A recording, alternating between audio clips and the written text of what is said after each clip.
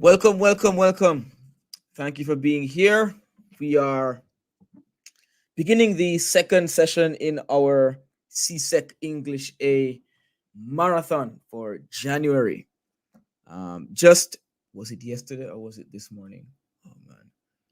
Just this morning we had a session with Anslim where we went through basically the essay writing formula and process. So if you missed that stream, then you have like 3 hours of catching up to do. Today, we're going to take it a step further and head into some sample essays, some essays that should inspire you guys, essays that you can um keep in mind. Look at these essays, look at the techniques used, look at the vocabulary used, and these essays would have been written by the students who I'm going to bring on stream in just a moment. They are my students. So we're going to have 5 guests on stream today. We'll have 4 of my students. 4, 1, 2, 3. Well, six, 5 guests. Yeah.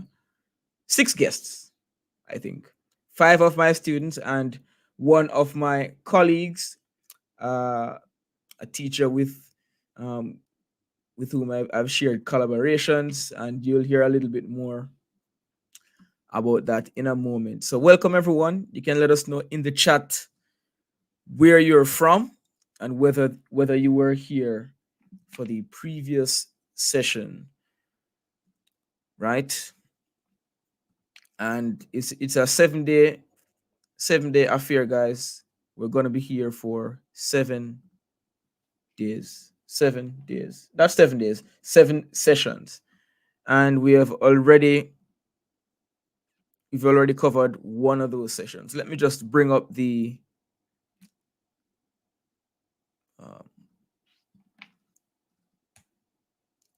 the flyer really quickly so you can see what's going on. So persons who are just now joining will be able to see what we're working with in terms of all of the sessions. This is the previous session. This morning, we touched on essay writing. And this evening, we're touching on some sample essays for about 3 hours. You can see the other sessions here. This is where we go from here. So you can just take a quick screenshot so you have this information handy, ready, because you need to catch these sessions. You can't afford to miss anything that's happening right here. All right. Looking in the chat, we see some familiar persons. We see students who have been here. Welcome, welcome.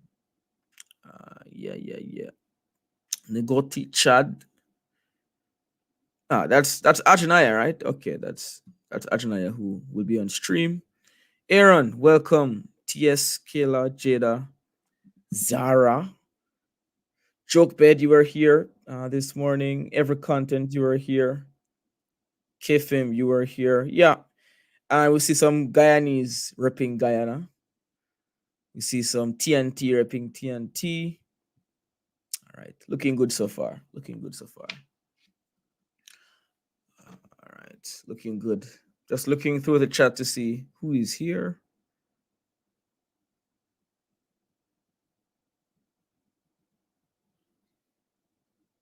Yeah. Right, Rachel from Guyana. Chad from Barbados. Yeah. Barbados. Thank you for repping Barbados. Yeah. And Jamaica being repped. Nice. All right, so let me go. Right.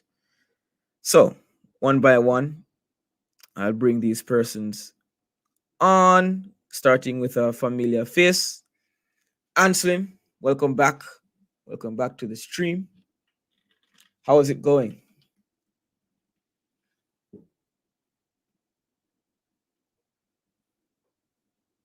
Anslim, you might be muted.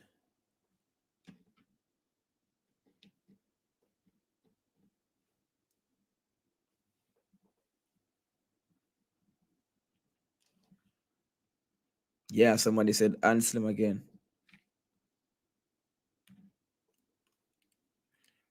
I'm not hearing you, Anselm. I'm not sure if it's on my end. The audio. I know. See, test. Good, good, good, good. Yeah, we can hear you now. So, what's up, Anselm? How are you feeling about today's session? Yeah, I'm Yeah, feeling fine. feeling Yeah, good? good. Pumped. Excited. Glad for the rest of Excited. my colleagues to join. Yeah. Nice, nice. And we were just talking about Dominica. Interesting. More representation from Dominica coming in from the chat. And we have a lot of students coming in from Carib Zone, Jamaica, Miss Williamson's group. Thank you for being here. Welcome. All right, next up, we have Ajanaya, another of my master students. Ajanaya, what's going on? How's it going? It's going good. It's going good. I think this is the first time that I'm on, and I'm quite excited because I've been watching you for quite a long time now, and to be actually on the channel is something very exhilarating, and I'm quite elated by that fact. And I'm excited. I'm very excited to start this off. And I'm from Dominica. Yeah, from Dominica. And yeah, I'm quite excited. Nice. Very good. Very good. Uh, Ajanaya is a little bit scary because this guy, he will let you know if there's even the tiniest of errors lurking and hiding in your paragraph. He will not hold his tongue. He will let you know what's going on. So you gotta watch how you write around this guy because he's a grammar Nazi, we call them. He will find your errors and he will say, this is good, but you need to fix that. That T isn't crossed, that I isn't dotted. So that's how we do it. That's how we do it in my class. We don't hold it back. And yeah, he's scary. Scary in a good way. But that's what we need. We need to be able to be critical. Not in a negative way, of course, but in a positive way so we can continually improve. Somebody said, "Why are the students so pretty?" Oi, oi, oi, oi, oi. All right. I'm gonna tell you, as pretty as they look, their essays are even prettier. I can tell you that much from now. All right. But by the way, Anselm, some persons might not remember. Where are you from? Could you remind us, Anselm? Yeah, yeah. I'm repping from Guyana. Yeah. Right, So right, right. repping for the So we Guyanese. have, See the couple Guyanese in the chat. yeah, Yeah. yeah. We have Guyana, we have Dominica, we have Jamaica. Nice. All right. Next on stream, Ashley. Ashley, what's going on? Hi, I am from Trinidad and Tobago. Yes, my name is Ashley and I'm from Trinidad and Tobago. Yeah, yeah, yeah. Ashley, what do you think is your specialty when it comes down to writing? Ajnaya's specialty is finding the mistakes and being very critical in his own work and in others' work. As for Anselm, what would I say is Anselm's main thing? I think Anselm is pretty well rounded. She's pretty good at finding interesting points to argue. I think, yeah. Ashley, what is your specialty in the essay To be writing honest, I don't really have field? a specialty. I think in all the things that I do, everything is transitional with. So probably that's what it is focused on, but that's a specialty. Yeah. Yeah, that's pretty true. Your essays always have like super smooth structure and flow and transitioning. So yeah, maybe that's where you can teach us a couple of things and make sure you're critiquing the other essays in terms of how smooth the writing is. All right, next on I'm stream we have, yes, I'm excited to see Ajinaya. her essay. I'm excited to see the essays. I'm very excited. Not only to present my essay, but to see the essays also. Yeah. Yeah, yeah, yeah. It's gonna be great. And most of these essays, or probably all of them, I haven't seen them before. I haven't read them for most of them at least. So it's gonna be interesting for myself as well. All right, Gianna, another top student, very very scary.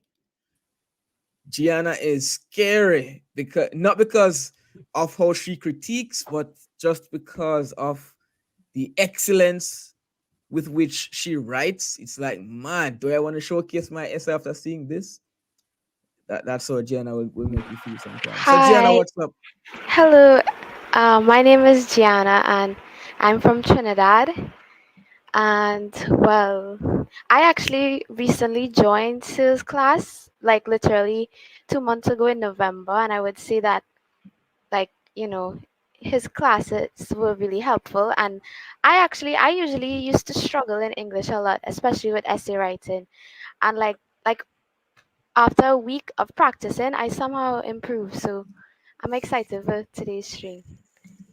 Nice. Yeah. And Gianna also has excellent handwriting, which Thank you, sir. which is something I can't say for most of us here. Something which I do not possess. And you will see. You will see why. Oh yeah, we will see. We will see.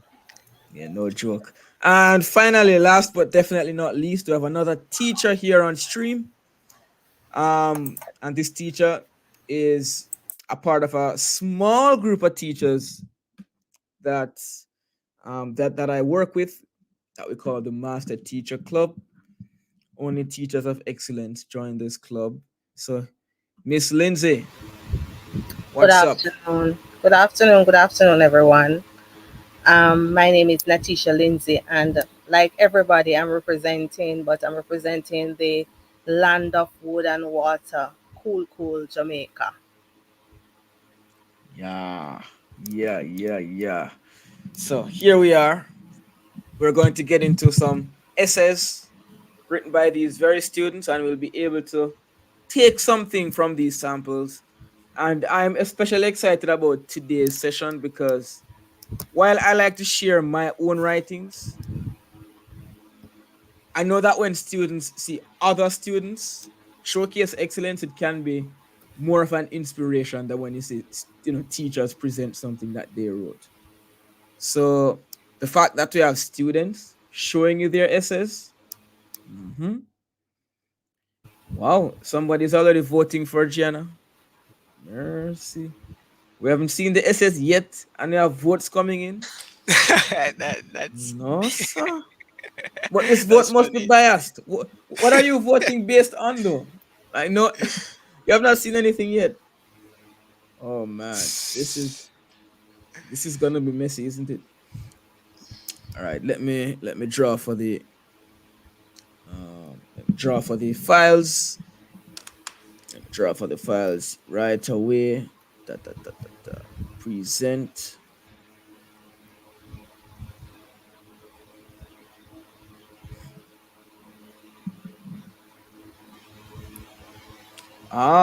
Kay said she heard talent in Jenna's voice. Wow. So why? Oh, this is yours? Just by chance, Ajanaya. Just by chance. It was Okay, not on okay. purpose, but somebody has to go first anyway. No, but Gianna can go first after all, or No, Ashley, or let's someone let else. Atunaya go first. Why? Yeah. Fate Okay. Fate has selected you, Ajanaya. So Ajanaya's is responding to the question, the use of Wait, so social just a media. question. A Yes, question. Our yes. two essays are going to be reviewed. Oh Given the yeah, fact that you yeah. criticize Okay. everybody, I think you should go first. Ashley, let's don't start. Anyways, let's Yeah, continue. Okay, no yeah. problem. We have a friendly rivalry. Um, there's one more student that should join us. Not seeing him just yet, but I'll see how it goes. Just messaging real quick. All right. In the meantime, Ajnaya, we're gonna have you read your Your essay and you're responding to the use of social media is negatively affecting the lives of young people. This was from the 2019 paper, right? January 2019. Uh, I think I'm not sure. Yeah, yeah, maybe. Yeah, We it's kind of looked at this one on very stream, some points. interesting. Yeah, Yeah. because I think Gianna one is for and mine is against. Yeah, Ooh, this same topic. yeah. All right, that's pretty Probably I interesting. chose it because of that. Who knows? All right. So you have Anyways, a rivalry with Ashley, and then no, you're taking on Gianna. Oh man, be careful, okay. be careful. No. Run it. I'm just joking. Okay. The negatively purported thing in our society, social media, can be of significant benefit, a crucial tool in our modern era that, when its full potential is harnessed, births a myriad of benefits, said the prominent French philosopher Macquerel. Albeit social media may have negative impacts, like anything else in life, if not used correctly, it possesses a plethora of positive impacts. Henceforth, it is imperative that one understands its benefits, as social media broadens the sphere of information available to students for academic research, fosters connectivity around the world, and enhances the efficiency and productivity of young people in education. All right. So let's take a pause here and look at Ajnaya's intro. Quite a hefty introduction here. You're doing a lot. And we have Krishna finally joining us. Krishna is also one who likes to rival everybody else. Excellent writer. Krishna, welcome. Welcome to the stream. Are you here, Krishna? Yes, sir. Finally, finally. So now the circle is complete. Krishna is another one of my top students. All right. So we have this intro. So before I allow anyone else to analyze your intro, Ajnaya, I want you to make some comments on your own introduction. What do you think? What do you think about your own intro? Firstly, I think it's wordy. It has a lot of information. I think it could have been a little bit shorter. Could have been a little bit shorter. I like my use of the nice quotation from the philosopher. It gives a credible source, and I think it's pertinent to the topic. I like my transitional, albeit that's a nice like connecting. So you showing a little bit of contrast. Um, Mhm. I think I think overall I think it's okay. I think it's okay. What else can I see from that? Um, yeah, and I like my points. I like my points because of it broadens the sphere of information available to students. Connectivity around the world. We know, yeah, and I like the productivity aspect and efficiency. So overall, I don't think it's the worst essay out there. Worst introduction. All right. All right. You're being quite humble at the same time, and you're able to reflect on what you have written, which is not a skill that everybody has. It's a skill we need to develop. All right. So now we can get some comments not only from those on stream here, but those in the chat. If you see something that you like, or if you see something that you think Ajnaya needs to work on, just let us know what you think about his intro. We'll be looking at the chat to see your guys's review, your guys's opinion, and if anything looks unclear or blurry, go to the settings, the little gear icon. Make sure you turn the quality up to 1080p because I'm streaming at 1080p full HD. Sometimes, based on our internet connection, we might not be using or getting the maximum quality based on our device's settings. So fix that up. because it should be very clear. All right. So, Ajnaya, I won't give you my thoughts just yet, but let me see what everybody else here on stream in the studio thinks. Guys, what do we think about Ajnaya's introduction here? Go ahead. And anyone on stream while we wait to see what those in the chat.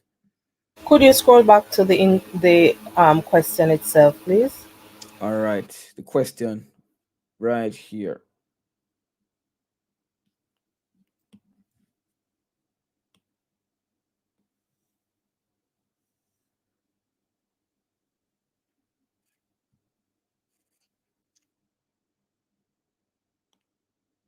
I know there may be a lot to critique, because yeah, the more you have, the more you have to critique. So yeah. Yeah, that's how it goes.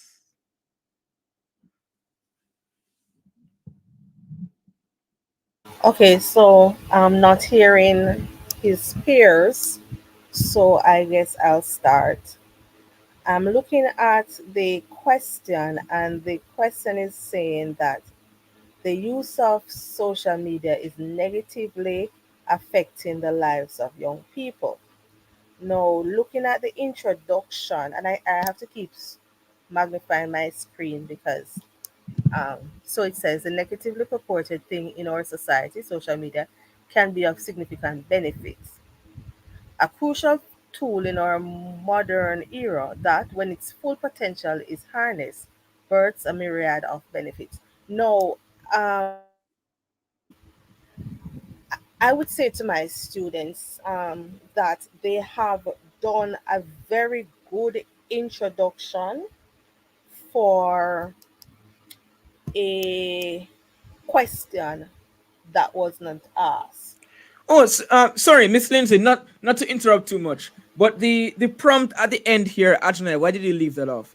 It said give your views on this matter, right? Okay, all That's right, what it because said, Ajnaya.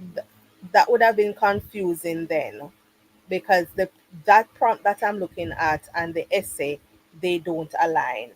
Right. So we should add here. This was a part of the question. Give your views, blah Yeah. blah blah. So we would be able to go for or against. All right, so I'll reread and rethink, because that now would change my analysis of this essay. As it was Yes. before, the alignment of the essay and the question were not together. So he Mhm. was answering the opposite of that prompt, if you understand what Well, I'm saying. And students yes, tend to do yes. that. Students tend to get a prompt, and then they write brilliant essays on the opposite part of the prompt. So here, th- based on what is there originally, I am thinking that he is to speak again about the negative aspect of social media, but he's speaking about the positivity. So I will now reread based on the adjustment to the prompt. But the even without all of that, the introduction is a solid one. There's a little bit of grammatical um I'm not sure after benefit if it is a colon, a full stop, or whatever. That can't be done, Ajanaya, when you're doing your essays, because you need to the marker need to see clearly what kind of punctuation mark you're putting. So is it a full stop? Not that one, Adam, at I significant benefit at the top. What Yeah, kind of that's is it a true. Ah. semicolon or a full stop, or what is it? Based on I the fact that you actually have a capital letter after, I am assuming that it was a full stop. You understand? But that is my assumption now as a marker. As the writer, you need to make it clear, because I am going to mark you based on what I'm seeing before me. And your spicy language is already. very good. Your language is very good. Um, I very impressive for you to include a quotation from the philosopher. Um, Yes, grammatically not too bad. I am seeing good transitional phrases being used correctly. And as I said, I am going to now look at the essay, not for grammatic now, but for the essence of answering the question.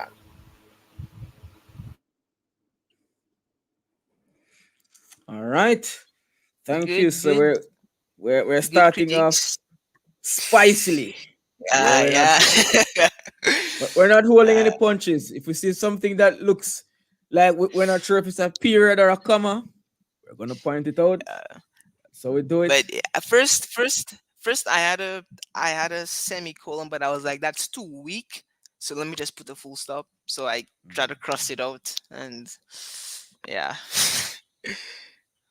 Yeah. And you crossing it out makes it be nothing because we don't know if it's a semicolon, we don't know if it's a full stop. But I can understand exam pressures and such. Um, okay. Mm. All right. My idea on this punctuation mark is it should not be a period, because if it is, it means this second part here is just a fragment instead of a complete sentence. So the second sentence would read, a crucial tool in our modern era that, when its full potential is harnessed, births a myriad of benefits. That's not a complete sentence, right?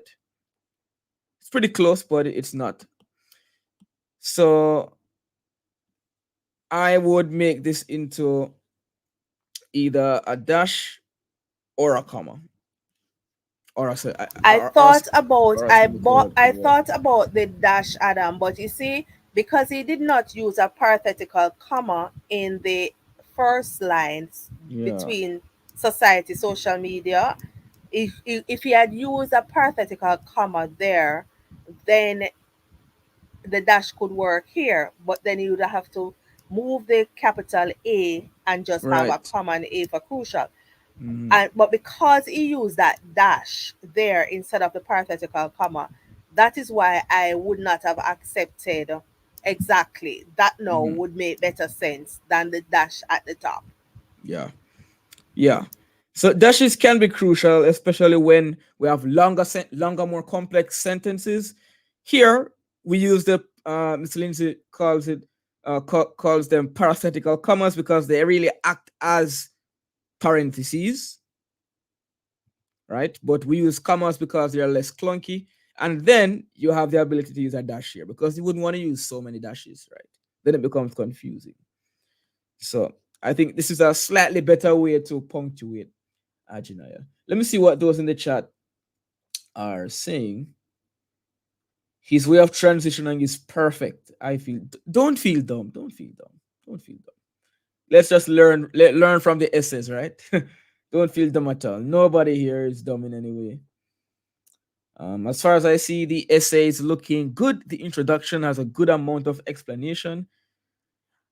I don't think the introduction is explaining anything, but it's definitely telling us what we're getting into. Yeah, good intro, nice.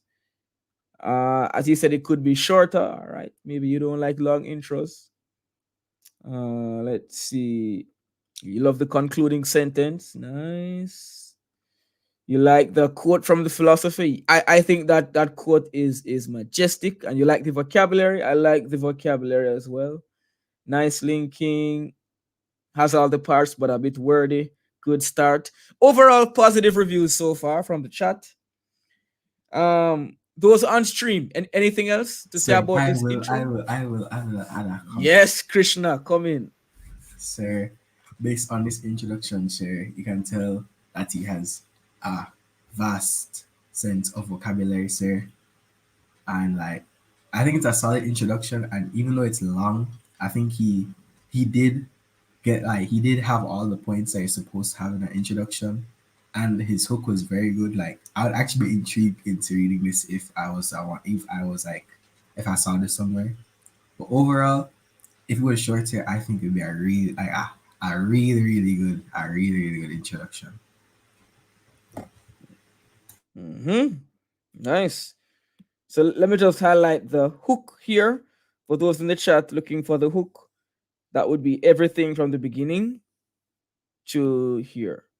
This wonderful quote from the philosopher. Remember when we talked about hooks, we said in general you're going to be choosing from rhetorical question, quotation, or like a very very strong statement related to the topic. And Ajane chose a quotation that includes a very strong statement. So very very good choice.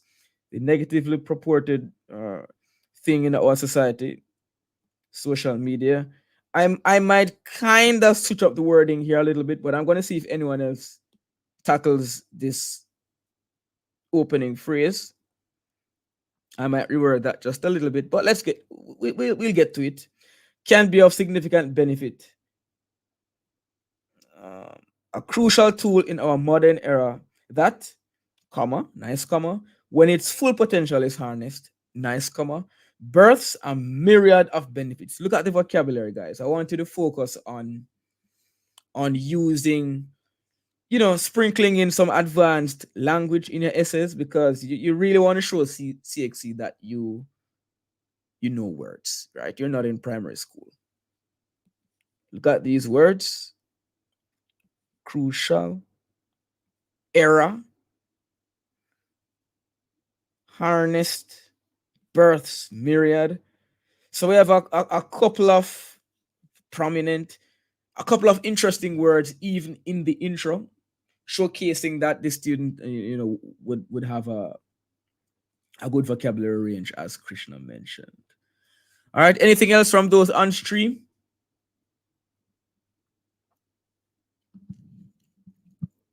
See, I think that everybody commented on all the areas, but it was a good introduction. I give him that. All right. Nice. So let's move on. So we have his hook. After the hook, I have another comment to make, sir. okay. In terms of structure. Now, one thing you must remember is that when you are writing essays, they are called essays because they have paragraphs. And I'm not seeing any separation of paragraphs in this essay. All right. So if that is the introductory paragraph, it means that what follows should be your first point paragraph, second point paragraph, and such. So all of this that I'm seeing something coming up Mhm. after. All of what I'm seeing up to the word education, are you saying that all of that is your introductory paragraph? Okay. I'm seeing the thumbs up, so that all of that is your introductory paragraph. So all right, let's continue because Sir was just about to talk about hook. Yes. So let's hear what Sir has to say now. It's a bit of a lengthy intro, and we're lacking indentations here, which we should not be lacking. I'm not sure if you meant to indent, but it's not indented enough. It start a little bit off from the margin, around about here. And it Uh, is vitally important, Ajanayo, when you are writing on your CSEC exam papers, not go outside of those borders. It's uh, very important. So that right border that you have where benefits and may write, you do not write over that. yeah, You have to ensure on that the you exam stay paper. within on the exam paper, on the exam script, because they are going to be scanned, and um I don't think the borders will come into place. All right, so please be cognizant of that fact that you stay within the borders. Yeah. So we're getting some critiques from all angles. Your essay will be scanned and marked. You don't want your wonderful words to be cut off because you didn't stay within the lines, right? So just keep it within the lines. It's better to go to the next line than to, like the word benefits here could definitely be written down here instead. It would have been a safer choice. Yeah. All right. In terms of the structure of the intro, the hook so far is really good. We have a nice quotation from a nice source using nice vocabulary. What more can we ask for? After the hook, we should have a nice thesis statement. So let's see if that happens. Albeit no comma. Ajanaya. Don't forget the commas. Albeit social media may have negative impacts. And like anything in life, if not used correctly, it possesses a plethora of. Actually, read this for me, please. After the quotation. So I don't believe you read it properly. It's supposed to be read like, albeit Okay. social media may have positive impacts, like anything in life, if not used correctly, it possesses a plethora of positive impacts. So there's a full stop needed at correctly. Positive Mm, impacts. no, but I because I have the albeit, but I have to connect it with something else. So I have the albeit, so I have to connect it. So albeit what? So albeit whatever, this and this and this. Yeah, but So you see, what your issue is you are always trying to make extra long sentences, which may lose the effect of what you're trying to say. So you need to make an adjustment to that. Stop that, Jenna. There's no ouch here, and Ashley. There's no ouch here. It is just we're learning. So it is important that you make your sentence, but I have something that I keep telling persons, even adult writers, that it is very important that you write. It's more important that you write in an active voice than a passive voice. And when you try to use these longer sentences, you tend to somewhere in the middle miss the essence of what you are saying. You miss that punch, that in your writing. All right. So, albeit social media may have negative impacts, like anything in life, if not used correctly, that is a statement in itself that gives a kick. All right. So, it possesses a plethora of positive impacts. That is a sentence on its own that can connect to the previous sentence. You Mm-hmm. understand? But when you put the comma there, then it makes that second part of the idea not as effective in its punch as it could have been. You That's true. understand? That's true. So what I would do to improve this particular line, Ajinaya, what I would do to improve this, because you're basically acknowledging that yes, social media can be negative, of course, just like anything else. But if we use it correctly, it's going to be positive, right? So this area here, I would make this a simpler sentence, a shorter sentence. While social media, like anything, can have drawbacks, if used well, it possesses a plethora of benefits, right? Something like that would give you the same idea, but because the sentence is a little bit shorter and a little bit less complex, the idea just flows more clearly, right? So complex sentences can be impressive, but especially in the intro, let's keep it a little bit simpler because the main aim of the intro is to make it clear what our essay is getting into, right? So I would do a little bit of adjustment there to simplify the sentence structure or maybe break it up into two sentences if needed. Yeah, yeah, yeah. All right, we move on from a nice transition here. Henceforth, it is imperative that one understands its benefits as social media broadens the sphere of information available to student research, to academic research, fosters connectivity around the world, and enhances the efficiency and productivity of young people in education. So here, so this would be our thesis. Adriana, where's your thesis sentence? well, you just read it. I just read it. Um, Yeah. may have negative impacts. So the So crux of the thesis so statement, I okay. guess, would be from here, Eh, Um, from social, like from I'm giving my social. point. From social, I'm giving my point. No. From as social media, brothers, whatever, Mhm. whatever. So Right. So that's where I start. where's the thesis statement before I give the points?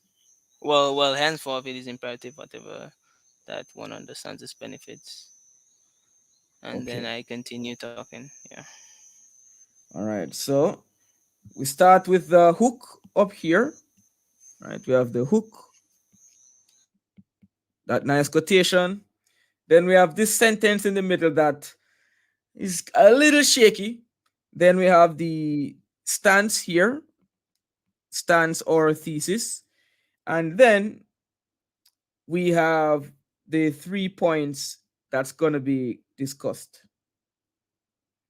3 points would be from here.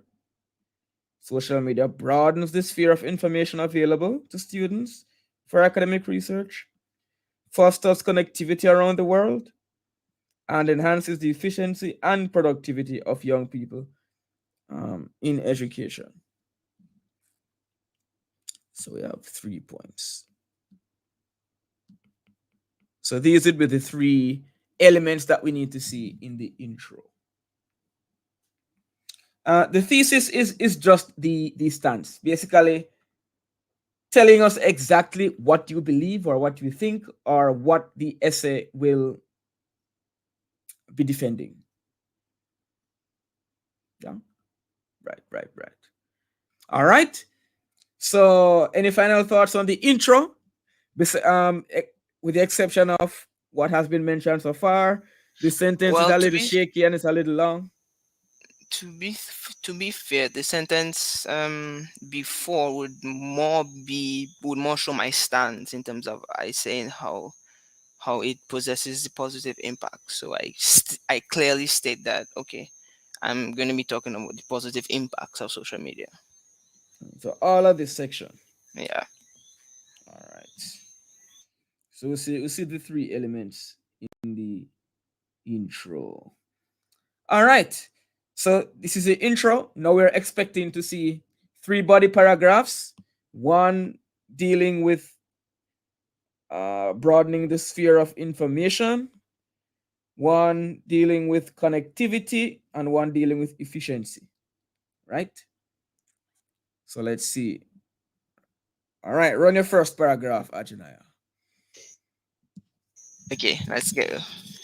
In the era of social media, it is particularly easier to access information thanks to YouTube. Moreover, social media facilitates the onerous task of academic research by providing a myriad of high quality responses to academic questions from professionals. A study conducted in 2020 demonstrated that students of the 21st century are more informed than those of the latter centuries. They attribute this increasing knowledge to the disposal of information on social media sites. All right, here comes a crisp, clear paragraph. What do we think about how this point is dealt with? Access to information. Okay. Firstly, I find uh, I find it short. I try to make it as short as possible because time, being strapped for time and all that. I didn't want to go overboard with it. I like my little example of the study, and it's a fair study. It's a study that you can probably actually find because there in this era there's really people that are more informed, and because of social media. And so I find it was a very relevant implementation of a source, like, so to show that what I'm saying is credible. And yeah, I find I used a varied amount of words. So yeah.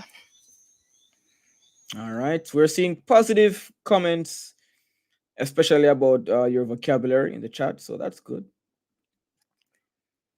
Anything else from those on stream? What do we think about this concise paragraph? Sir, it is very clear, sir. And there was this thing that I learned in my class. It was like pathos, ethos, and logos or something like that, sir. So I think he's relating to ethos where he talk about like credibility and stuff where he has the research. So I think it's a really good first paragraph. Um, for the first paragraph, I am thinking that the point is very good. In the era of social media, it is particularly easier to access information. Excellent. However, Ajanile, um, thanks to YouTube, I think you should have at least added another social media platform where you get That's a good information. point. That's a good point. So That's a good point thanks to because in YouTube, my YouTube is. okay, continue. Go ahead, go ahead. I was saying that's a good point because originally I intended to add a TikTok and WhatsApp, but I thought that YouTube is where I want to focus on, so I'm just gonna mention YouTube. But I did think of that. I did think of that. If you wanted to focus on YouTube, you could have made mention of probably saying that YouTube is one of the major social media platforms, but in giving examples, you could have just given more than one, so that the marker is cognizant of the fact that you know that there are other platforms other than YouTube. All right. Excellent transition. Moreover, social media facilitates the enormous task of academic research. Here, um, this is excellent because you're not just moving into videos and games and informational structures, but you're moving into academia. So you could have, so those other platforms would have been good. Okay. And then there is something that I'm noticing, which it is not something that is very wrong, but you keep using the word Pretoria and myriad often. You don't have to, because what you will end up having is that your essay becomes repetitive in terms of the grammatical the vocabulary used. And this is not say, saying that you're using it for an effect, so you don't need that repetition. And so this is why I'm going to say to you again that sometimes making it simpler will be more effective. All right. Yeah, I also noticed. I think you used myriad earlier on, right? Myriad Yeah, I use it. and and one more. I Yeah, mm. so I just use I a only use synonym. myriad twice. Only twice. Mm. Myriad is Yeah. kind of a, because it's such an advanced word. Once is probably enough. Yeah, once is probably enough. So I guess the main critique so far is you mentioned YouTube, but it would be a bit stronger if you mention one or two more information based social media. So it's clear that there's a whole list of them. Maybe in particular YouTube, but it's not just YouTube. There are more I could discuss if I wanted to. All right. So in the era of social media, it's um I don't know if the word particularly is even necessary here. Is our social media makes it easier to access information thanks to platforms like A, B, and C. In particular, YouTube is an excellent platform um, through which students can gain information, something like that. So you mention a couple and then zone in on YouTube as like the focal point. That would be a good way to add a bit more evidence there. Moreover, nice transition going into an additional point. Social media facilitates. That's a nice piece of vocabulary, guys. I want you to take note of some of these words, right? Some of these words are pretty useful. Social media facilitates the onerous, kind of difficult, kind of a task that weighs on your mind. The onerous task of academic research by providing a myriad, yeah, we could change this to a simpler word like since we used mirrored earlier, like range, providing a range of high quality responses to academic questions from professionals. And then we move on to a piece of evidence, right? What do we think about the piece of evidence used? A study conducted in 2020 demonstrated that students of the 21st century are more informed than those of the latter centuries. What do we think about this piece of evidence?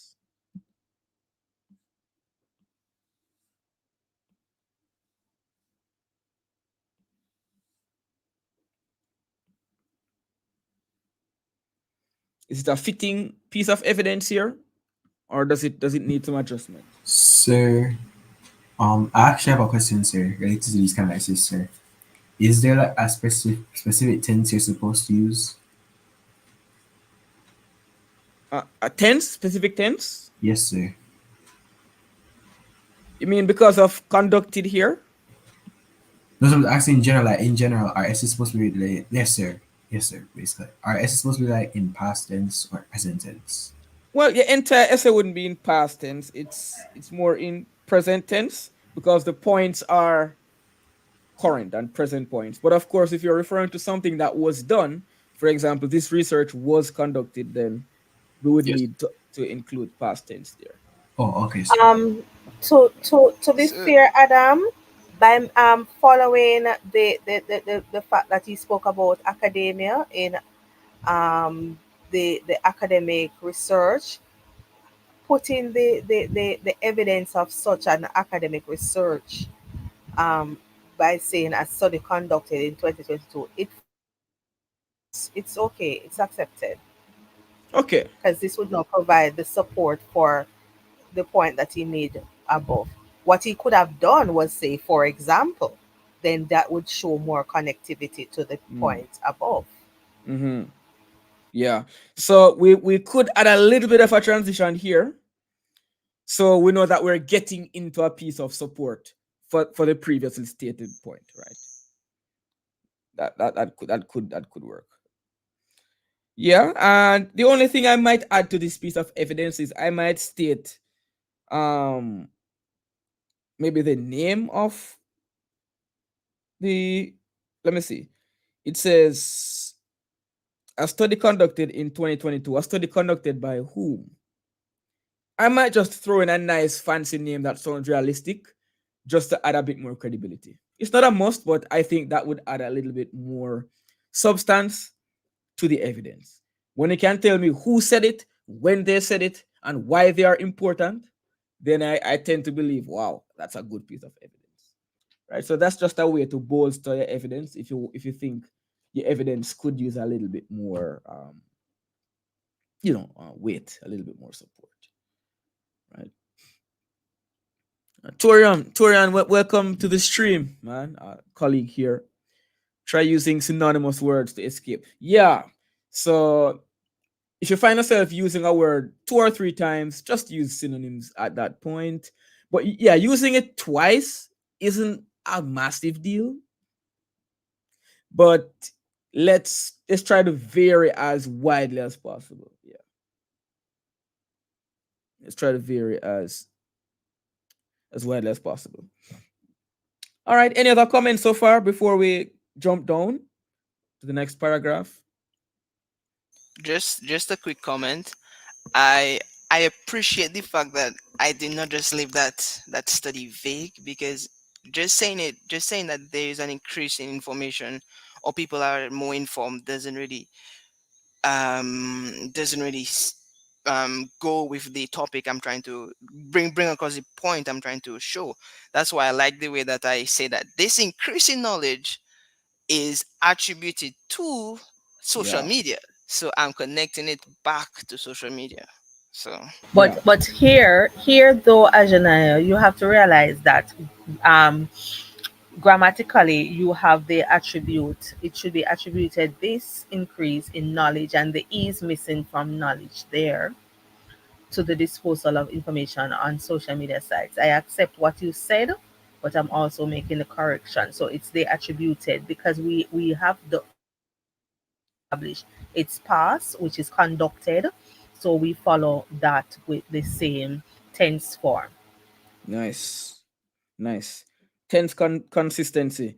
Even though you could argue that they currently attribute it, the fact that they conducted the research, you might want to continue that idea. They conducted this and they attributed that.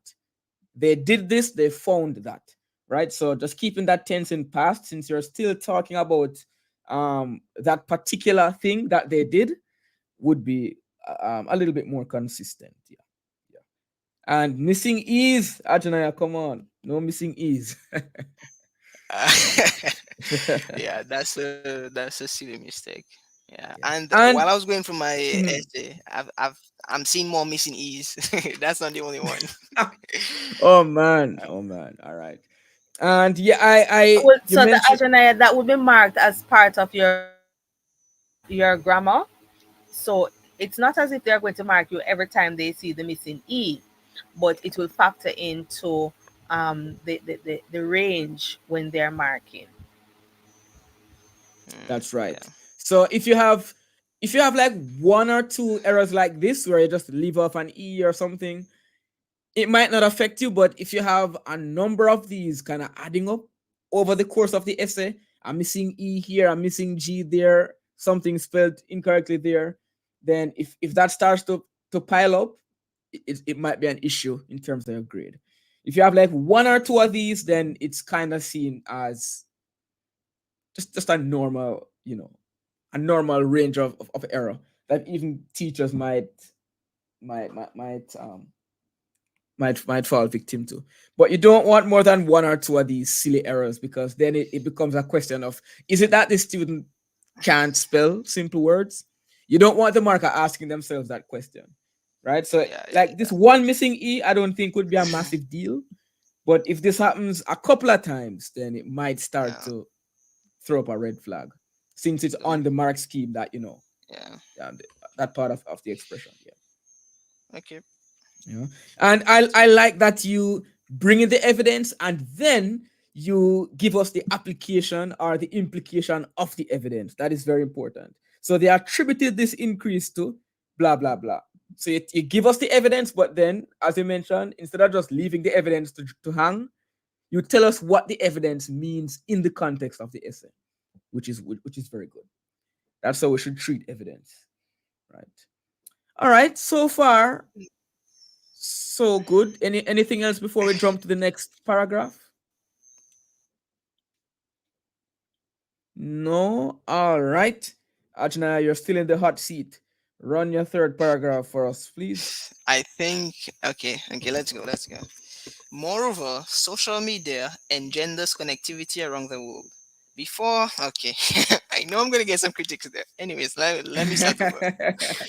Moreover, social media engenders connectivity around the world. Before the era of social media, it proved rather difficult to connect with people around the world and to know what was going on in different countries. However, with the recent implementation of social media, there is an augmentation of awareness of things happening around the world. For example, the dispersion of information via social media has enabled a lot of young people to become aware of the COVID pandemic before it struck the island.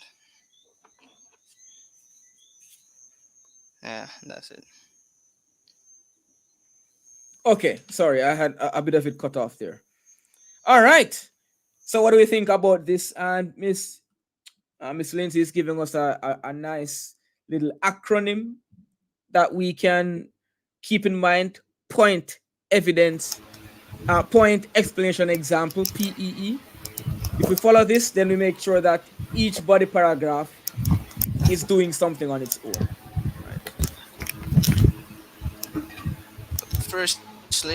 Firstly, I before the critic goes out to me, I'm gonna say it before. I kind of used error again, the word error, and I used another word again. Which other word did I use? I used error again, and yeah, that's the only word I think I used again, which is Adam, can I see the end of the form, the paragraph paragraph above, please.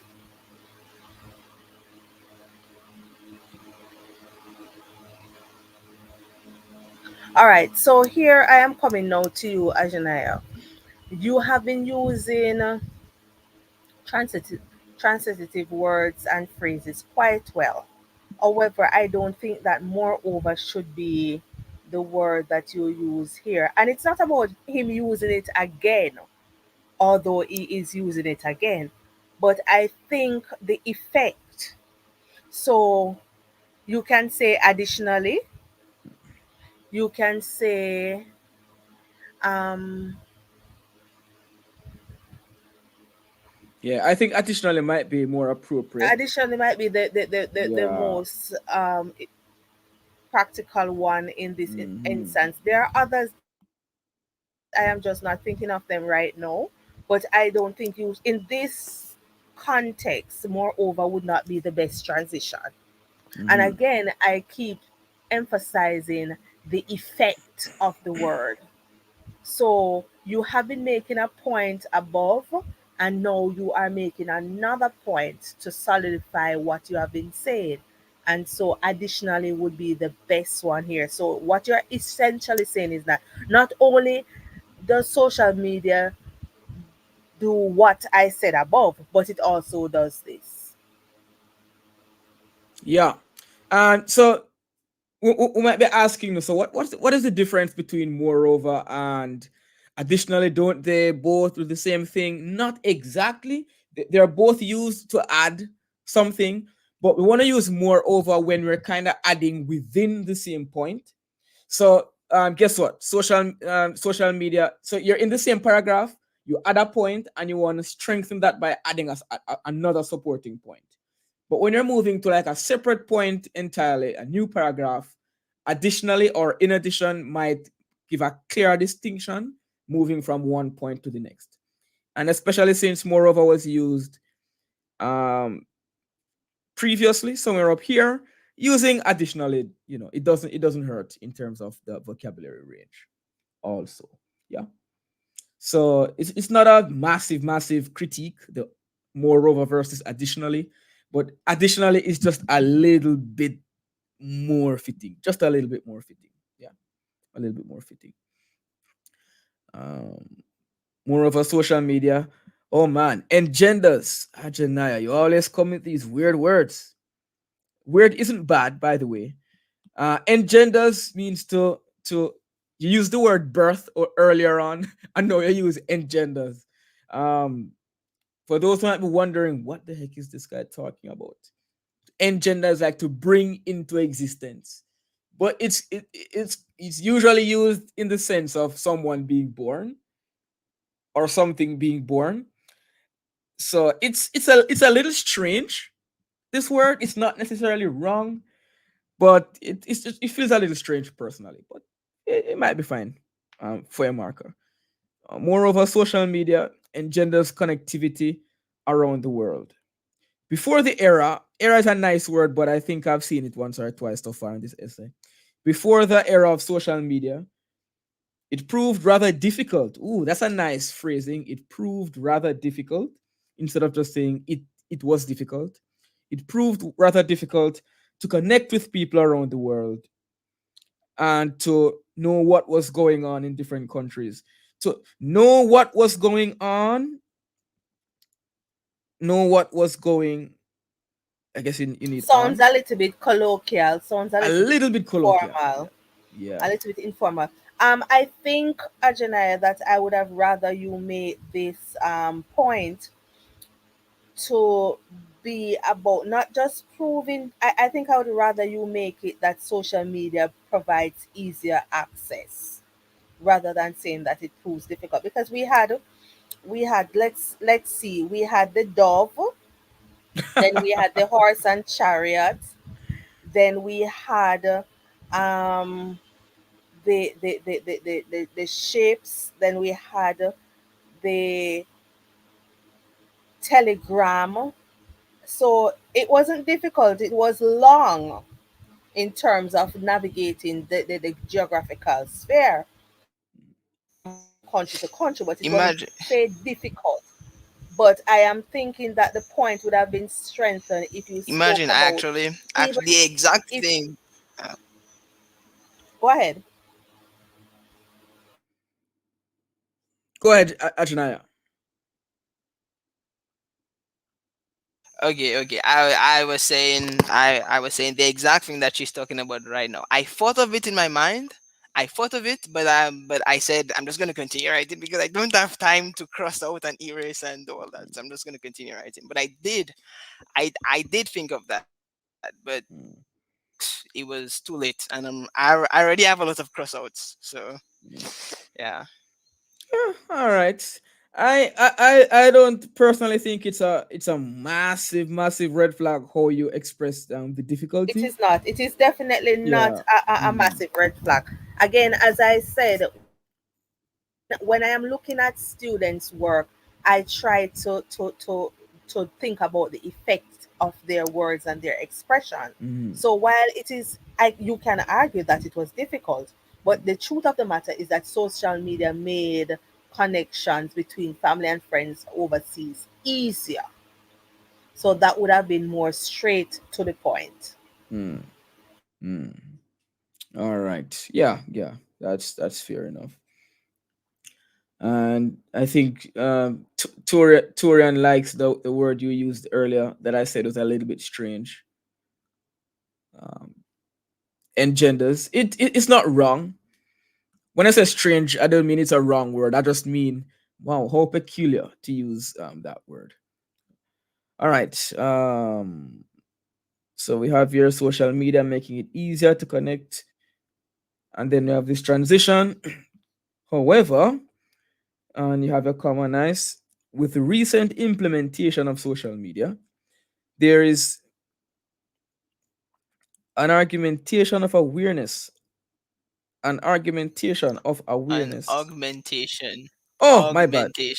augmentation. An augmentation. Ooh, another nice fancy word. An augmentation of awareness of things happening around the world. And they give us an example. Nice. I was looking forward to an example. For example, the dispersion of information via social media has enabled a lot of young people to become aware of the COVID pandemic before it struck their island. All right, I would just change island because not everybody lives on islands, just one more general word, but the point is good. The piece of the example is good, I think. What do we think about the example here? Example, it supports the point. It's good. Yeah. Clear, supports the point, and not every paragraph needs to be very heavy and super fancy. Nice clear example, nice clear point, clear transitions. Yeah, I think it's good. I think it's good. I can't find any major problems with this.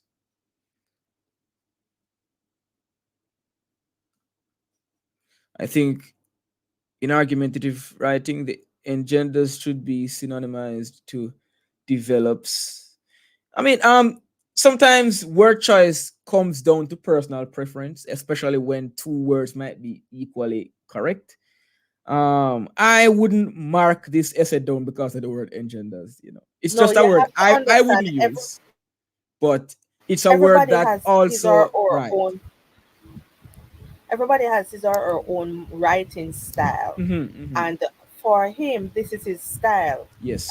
Nobody will mark him down for his style as long as he has what he is, as long as he's answering the prompt correctly and so forth. He is good to go.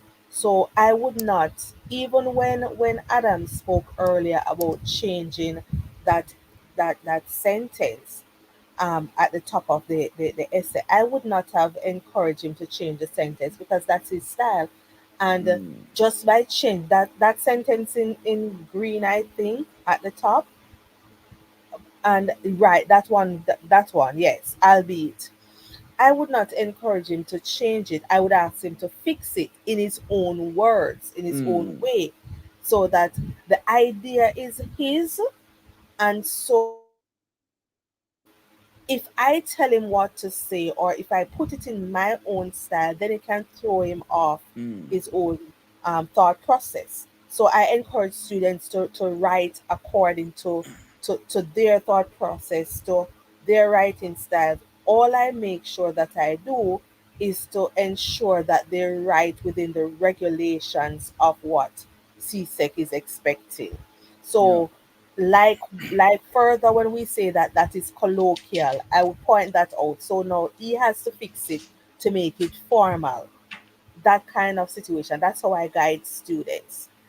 For me, I wouldn't say fine lastly here. I would say finally. But that's Mm. my style of writing. You Yeah. understand? Because he did not start with a first or a second or first or a secondly. So putting lastly here kind of throw it off for me.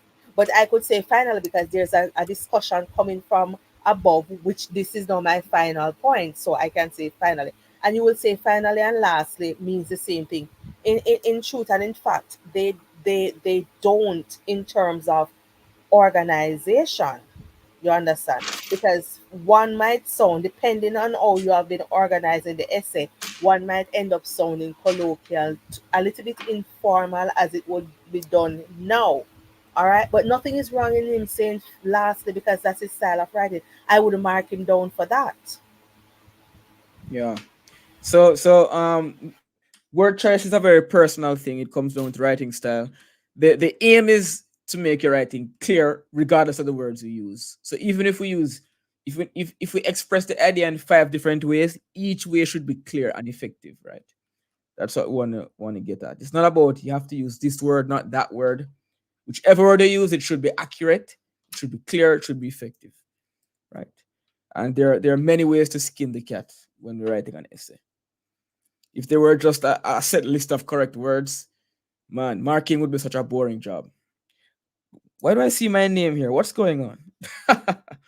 Let's get into it because this is all new information for me. All right, Okay. run your final Um, essay, Ajay, your final paragraph. I think this paragraph is the funniest paragraph out there. Okay. Lastly, social media enhances the efficiency and productivity of students.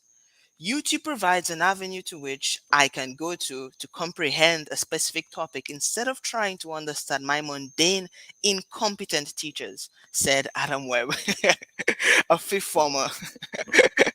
Decidedly, it is without a doubt Yikes. that when students encounter difficulty in their learning, social media social media sites such as YouTube help them. 85% of teachers resort to YouTube videos to elucidate their topics to students, Mm. stated the American Educational Institute in an article entitled How Social Media Has Facilitated Learning. Oh man, I like this paragraph not because my name is mentioned. In fact, are you trying to incriminate me? What are you talking about? But yeah, I think the use of evidence here is even better than the use of evidence. Not to say it wasn't good earlier, but I think it's even um more effective how you use evidence. You have a quotation here, kind of a little anecdote telling me one student's experience, right? YouTube has a capital T in the middle of the word, even though it's weird. YouTube provides an avenue to which the wording is a little weird. YouTube provides an avenue through which I can comprehend, blah blah blah. That's a little less awkward as compared to YouTube provides an avenue to which, because an avenue to, you kind of go through, not to an avenue, right? I can comprehend a specific topic instead. So yeah, the use of quotation here is a way in which we can um, bring about some qualitative evidence to balance out the use of statistics that we've been seeing, which is good. And the person who says it is relevant to the topic because you're talking about a former a student. So that makes sense. Decidedly, nice transition that really it doesn't go to another point necessarily, but what it does is it adds emphasis to what you're saying. It adds some amount of um force to the persuasion. You know, what I'm saying is definitely a fact because of all the evidence I've brought to the table. Decidedly, it is without a doubt that when students encounter difficulty in their learning, I'm wondering if I would use difficulties. Social media sites such as YouTube may help them. I like how the evidence is used, but I think you're focused on YouTube quite a bit. So focusing on another social media platform as well could be could be a way to diversify the points. But I have a Um, question though, Adam. My yes, question yes, is yes. based on the evidence that he is positing here. I am trying to see if it is clearly explained how the enhancement of efficiency and productivity of students are carried out in these examples. I Mhm. can understand YouTube provides an avenue to which I can go to comprehend a specific topic instead of trying to understand. I can I can get all of that. But for me, it might fall a little bit short in terms of the quote does not fully explain how the student becomes efficient. That's just my take on it. All right. So we're talking Uh, about the productivity I and efficiency. So while the point, and this is very important, Ajanaya, because you have made your point, but remember, when you make your point according to the piece structure, you are to explain the point and give the example. So the example is there, but I don't think you have fully explained what you mean by productivity and well, efficiency. well, what I had was to I tried to explain it by saying decidedly, and the way it is productive, I could probably include it with productive to make it clear, to make the link. But what I did was to show that if a student is encountering difficulty, that go to their they can go to YouTube.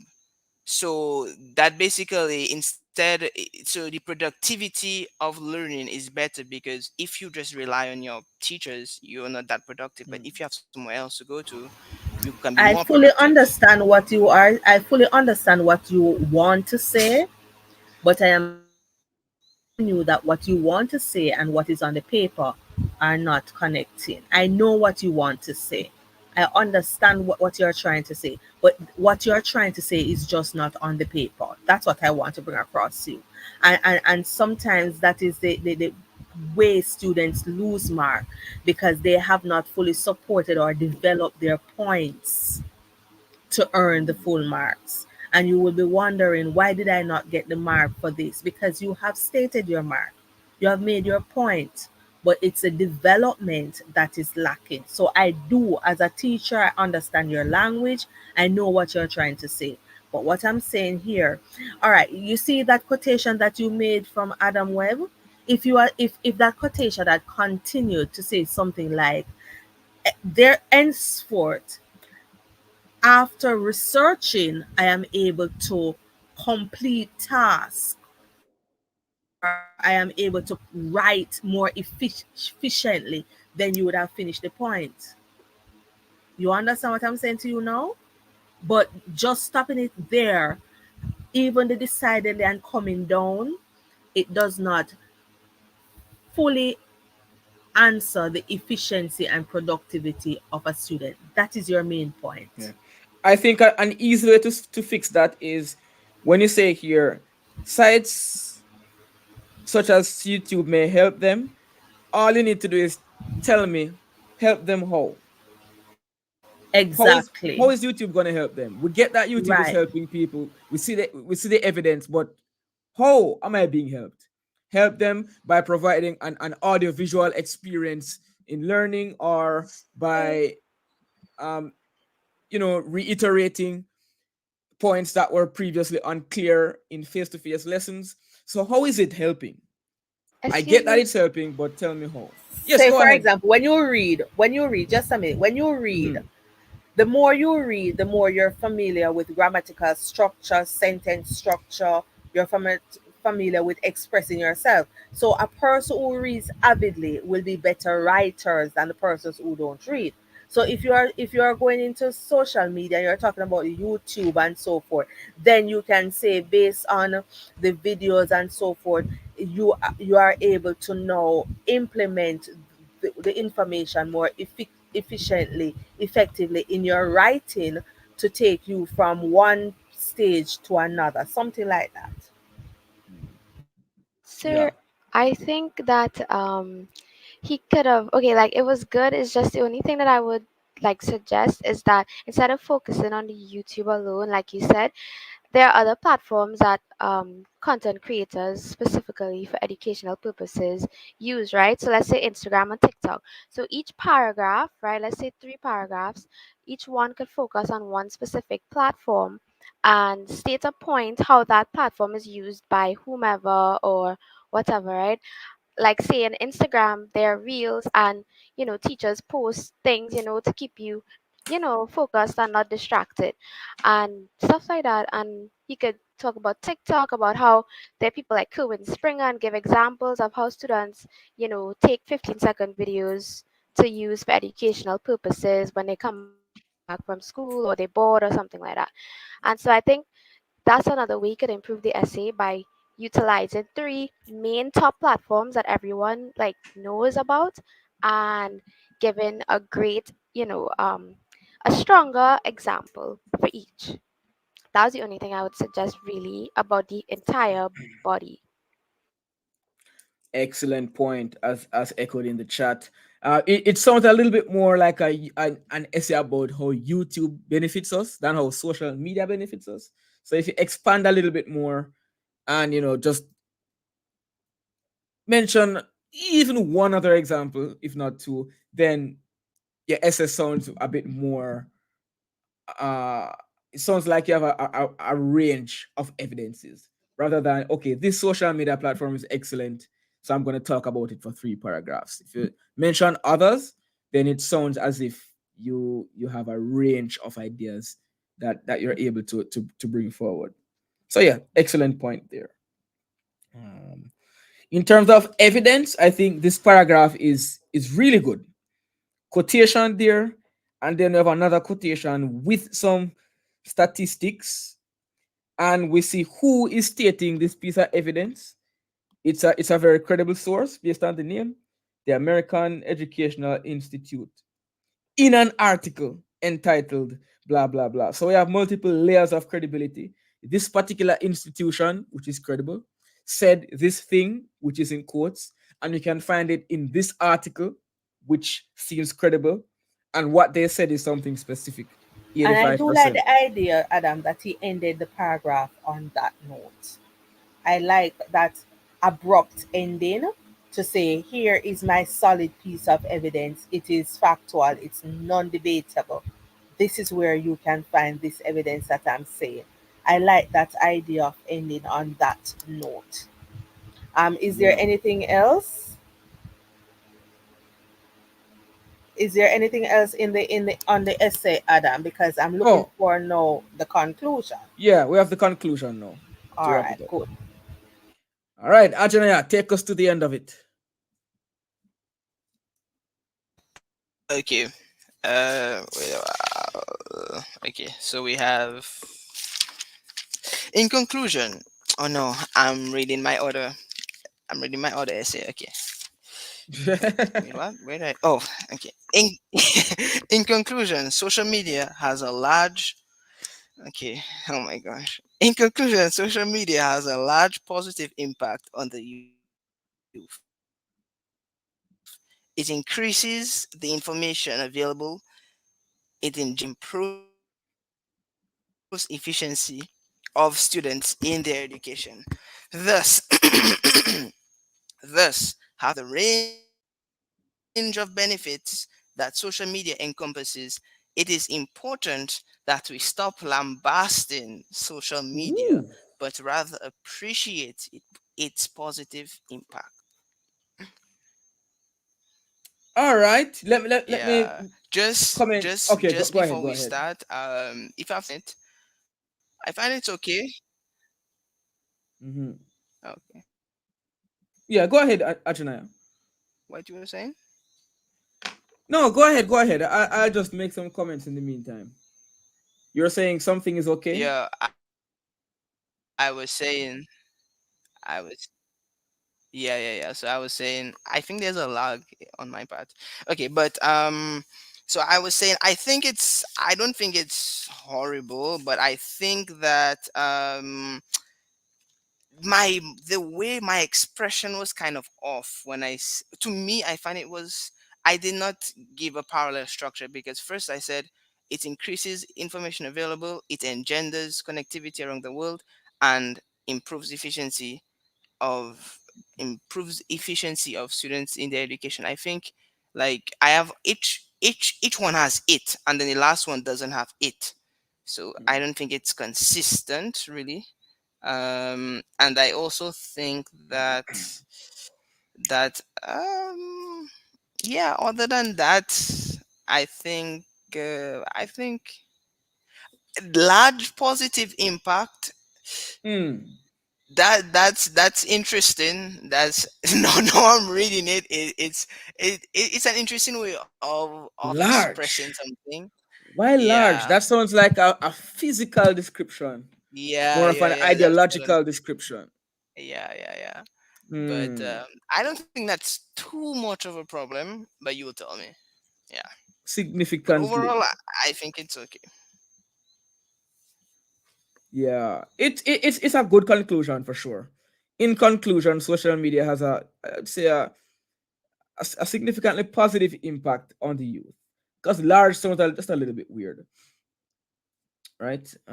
It increases the information available, comma. I would eliminate it, and I would change this word to something else, like let's say fosters. Increases connectivity around the world. Oh, sorry. It increases the information available, fosters connectivity around the world. Oxford comma would be nice here, and improves the efficiency of students in their Academic education. pursuits. Yeah, Academic pursuits. let's do that. Academic pursuits or educational pursuits, I but in their education sounds I actually have a comma uh where do you have a comma? where you put the comma there. I actually there's actually a comma You have an invisible by comma? available. No, it's a semicolon actually. If if you take out the red thing, you'll see it's a semicolon. Oh, it is. Yeah. So if you have a I think the semicolon way here, you're gonna need yeah. one. All right, so let me see. It increases blah blah blah semicolon, fosters blah blah blah. You would need a semicolon here as well. If you're breaking up the list with semicolon because each element of the list is long enough for you to think that's necessary, then you would need to be consistent here, right? And improve the efficiency of students. And the reason why he chose to use this, let me not speak for you. Why did you choose to use a semicolon as opposed to a comma for breaking up the list? Well, as you said, I find it was quite already. Yeah, I find it Hmm. was quite long, so I found that it would have been more appropriate to use a semicolon rather than just a colon.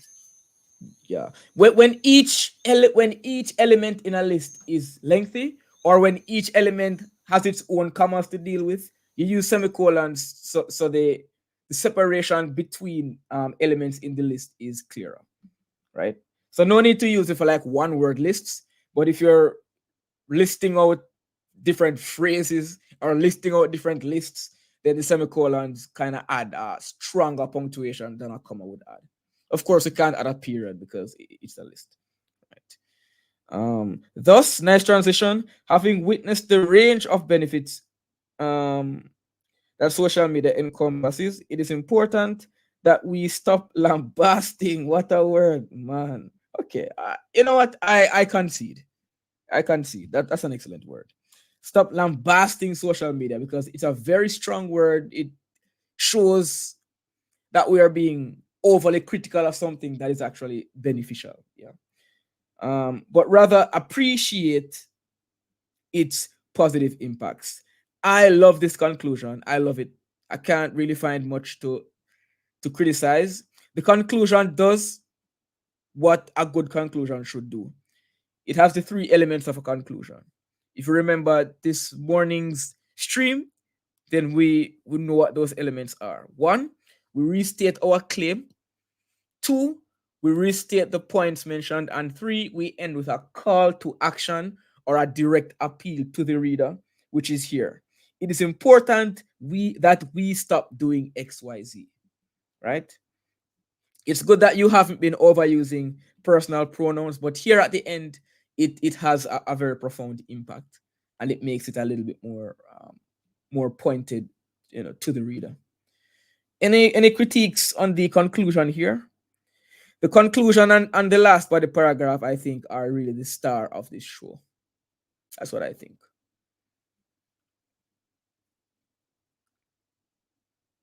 Ashley, do you have you trademarked this word? What do you mean? So 2 days ago, I used it with lambasting. So I know that's why I was in this essay. So Ajana just going around stealing words. Ajana, defend yourself. You can't just steal Ashley's words like that. No, Why no, would no. you do that? Ashley is totally wrong. Let me defend myself. I saw it on. I saw that word on a funny video, and then I researched the word, and then I found that the meaning of the word, and then I opted to use it in my essay. So Who you got the funny yeah, video from? Okay. well, You see, I this is what I have to that's deal not with important. every week in the classes. People arguing about who stole whose words. Oh my gosh. That's so Hey, trivial, though. so trivial, isn't it? All right. I love the conclusion though. Jenna loves it too. Gia loves it too, which is, I mean, that says a lot for me. I respect Gia's opinion. What do we think in the chat? In the chat, do we like what the conclusion has done? How it has wrapped up the points discussed and the claim made?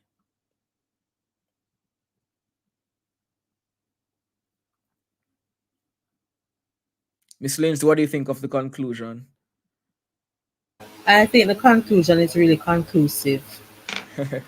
It's very well done. It's a neat little package. There's nothing new there. Um, I am, however, wondering if the opinion is needed about we stop lambasting, because that's an opinion though, Mm, that persons are lambasting social media and not appreciating its positive impact. So, but apart from that, I am very comfortable with this conclusion. Apart from the little corrections that are there, hmm yes, Okay. curiosity. Jamaicans would say it has shot, but as a teacher, I don't use those kind of colloquial speech, especially as a language teacher. I don't encourage it. I encourage standard English at all times in my classes. But it has All right. shot. It a That's a shot. Jamaican thing. It a shot for Sell real. off. It's sell off. If it shot, it shot. Yeah, can't And go it's around sell it. off. It's Yeah, sell off. Can't go around it. yeah, yeah.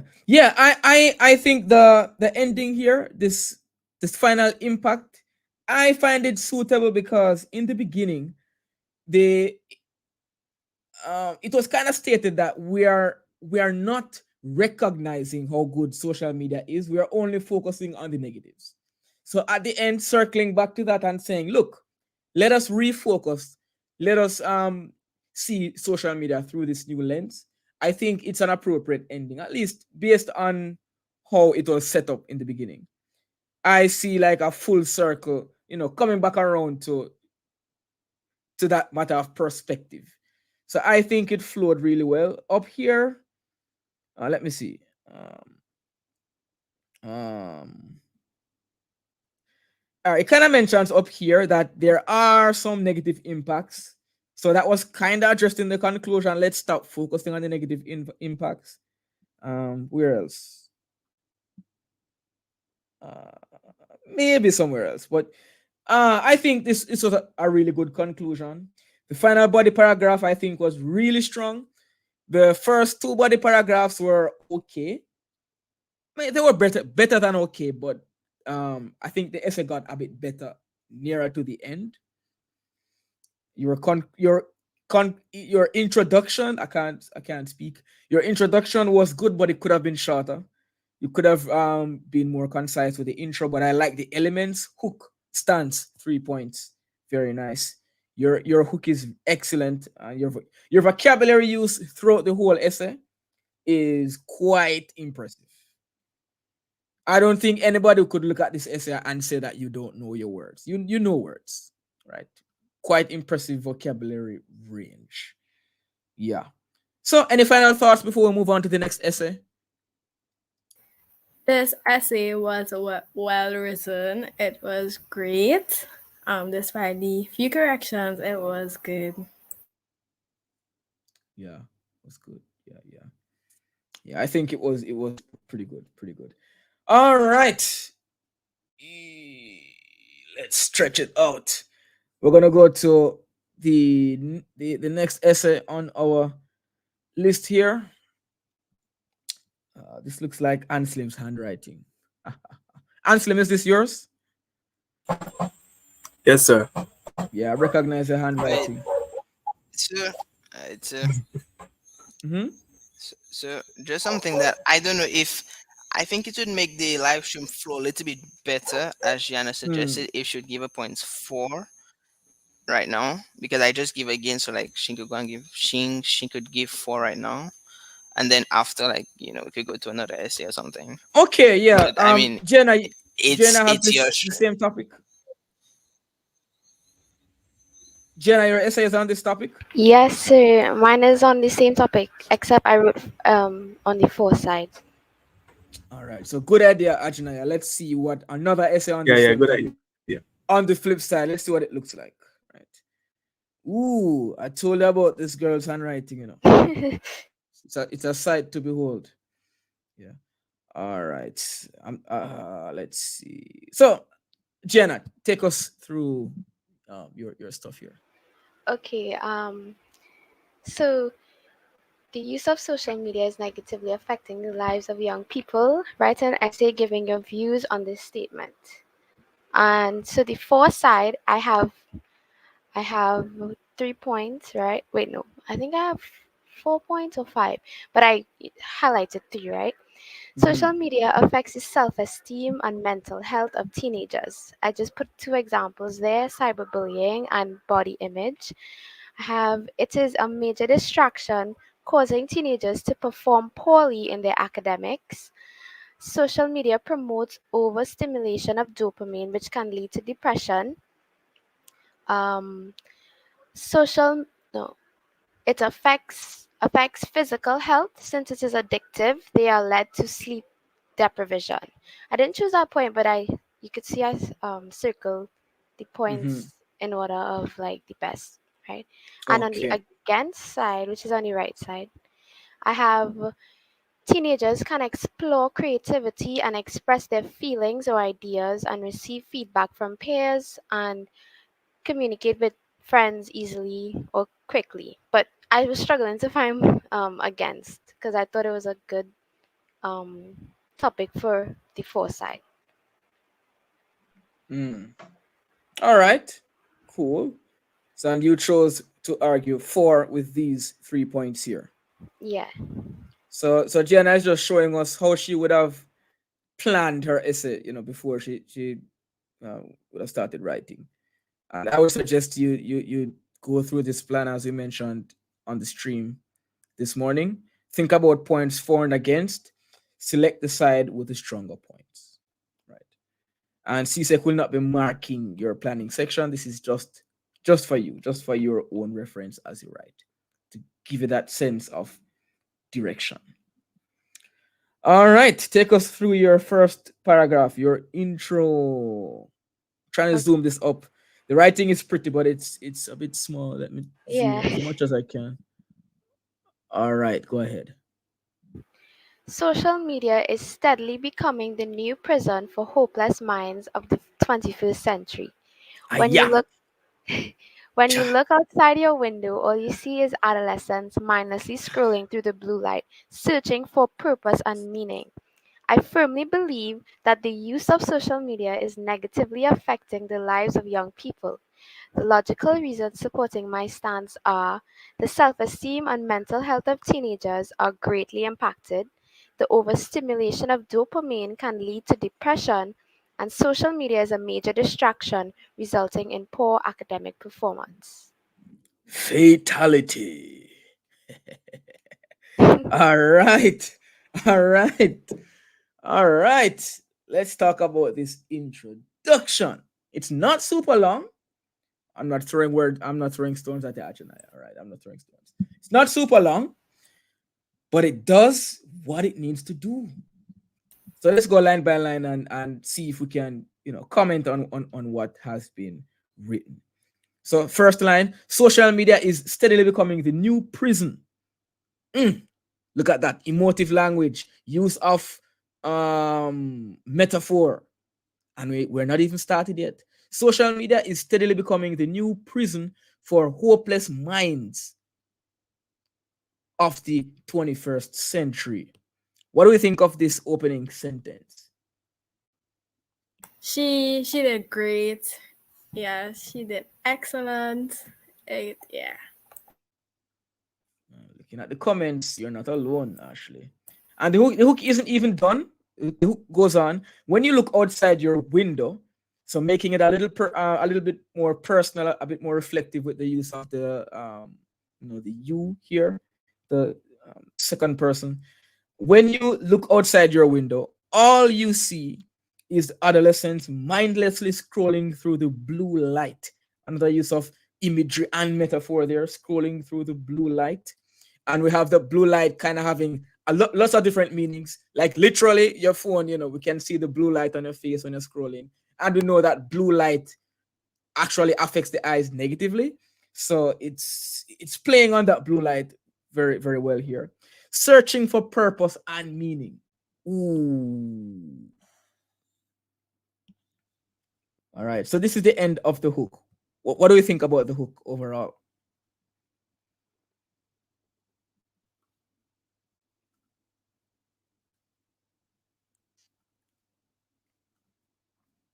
I love the first sentence. Um, I am going to address the when you look outside your window in a minute. I love the first sentence. Mhm. I would have wanted her to explain more what she means by a prison. So I would You, have wanted an you'd want explanation. that explanation in the hook or in the body of the essay? If since she is flowing it, then it could have been done there, especially since she goes on to that second sentence when you look outside your window, because there is a contrast in two sentences there, because a prison does not give you an outside like that idea of freedom. Oh, Mhm. Miss, I understand that point. I think that's a good suggestion because now thinking about it, I could expand after minds of 21st century and put, you know, like talk about how as they are trapped in, talking about how they're trapped, which kind of expands on the prison point, if that's what you meant. Yes, that's what I meant. I think because immediately you give a contrasting idea with outside of the window, and it would have been very effective to Yeah, know that social media actually traps you in one place. You're sitting in one space most times. yeah, that Um, makes sense. right. So, but the hook, I love that first sentence that play upon words and idea. You have captured an image that is very profound, that if you go into the literary analysis of this, then you can see that helplessness. So basically you're saying that social media makes us helpless in terms of expanding outside of the physical space. Yeah, So, exactly. mhm. And even though we have what kind of looks like a contradiction because even though we have what kind of looks like a contradiction because if we're mentioning a prison, how are we looking outside and seeing them in the window? Is this conjuring any literal prison?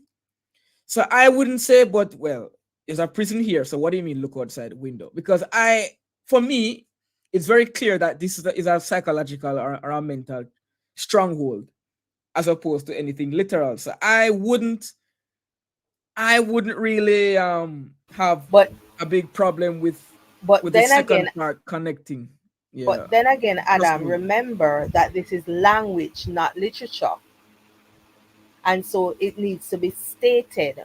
In literature, we will do the analysis and the interpretation and so forth for those literary devices that she's using so well Mm.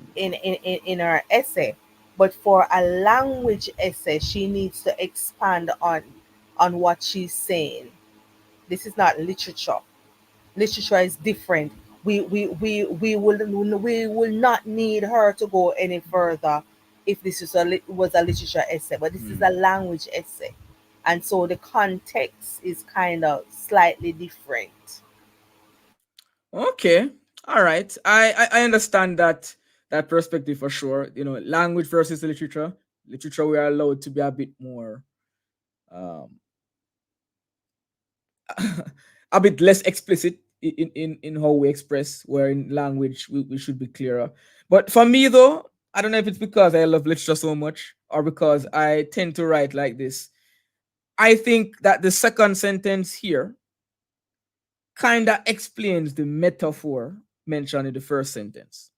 So the first sentence gives us a metaphor of a prison and hopeless minds, and then I see what the metaphor means now because the metaphor is being explained. We're actually talking about the mindless scrolling. So for me, it's quite clear. It doesn't seem um too literary for me personally, but a lot of writing is going to come down to preference also. Even as teachers, a lot of it comes down to how would I want this to be expressed? How would I express it? And how do I view that distinction between literary versus persuasive and so on.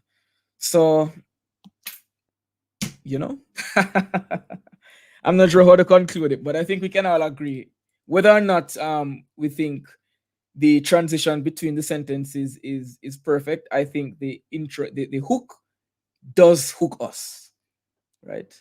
I think on that we can agree, right, Miss Lindsay?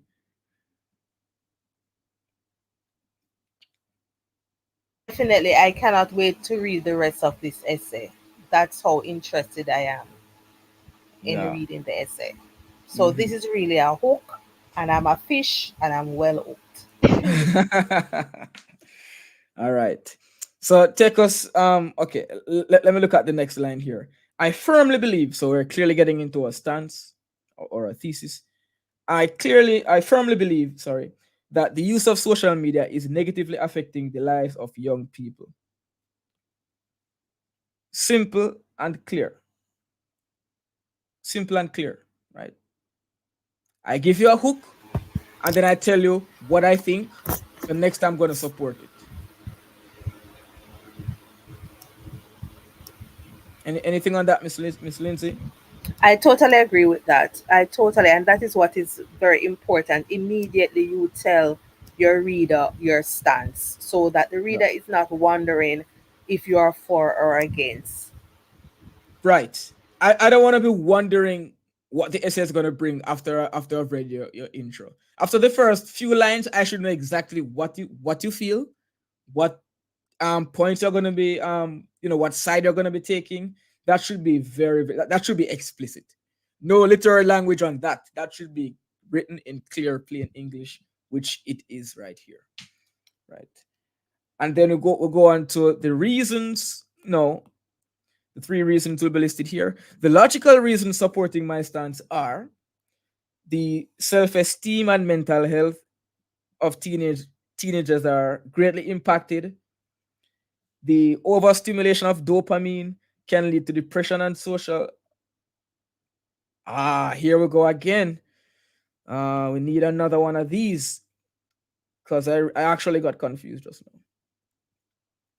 now. Yeah. So that's the second one. And the third one, and social media is a major distraction resulting in poor academic performance. What do you think about how the points are listed? Do you think these are strong, clear points expressed well in the intro?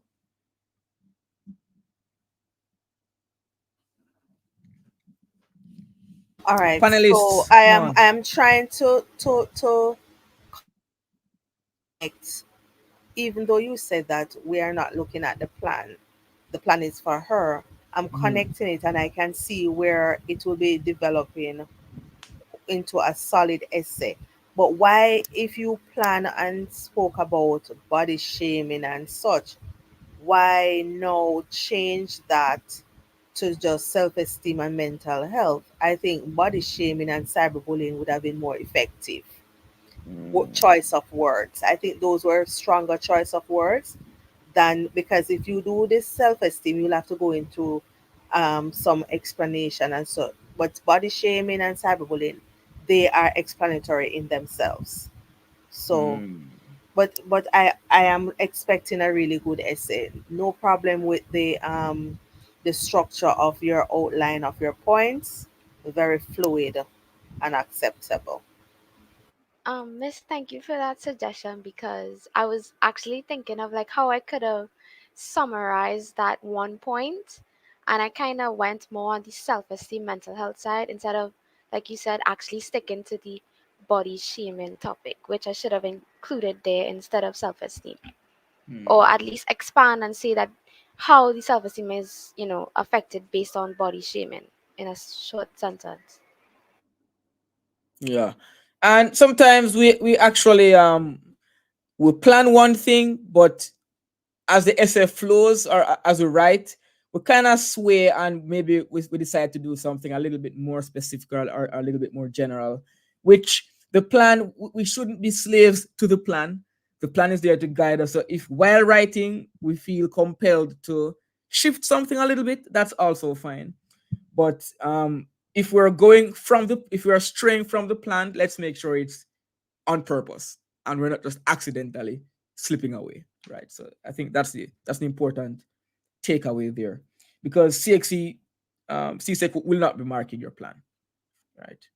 They won't be marking this; they'll be marking the essay. All right. So your first body paragraph, very concise. I'm seeing. Run it, Gianna. Okay. To begin with, it is certain that teenagers' self-esteem is lowered and even destroyed when comparing their physical appearances to the models that are portrayed as perfect and receives the most attention.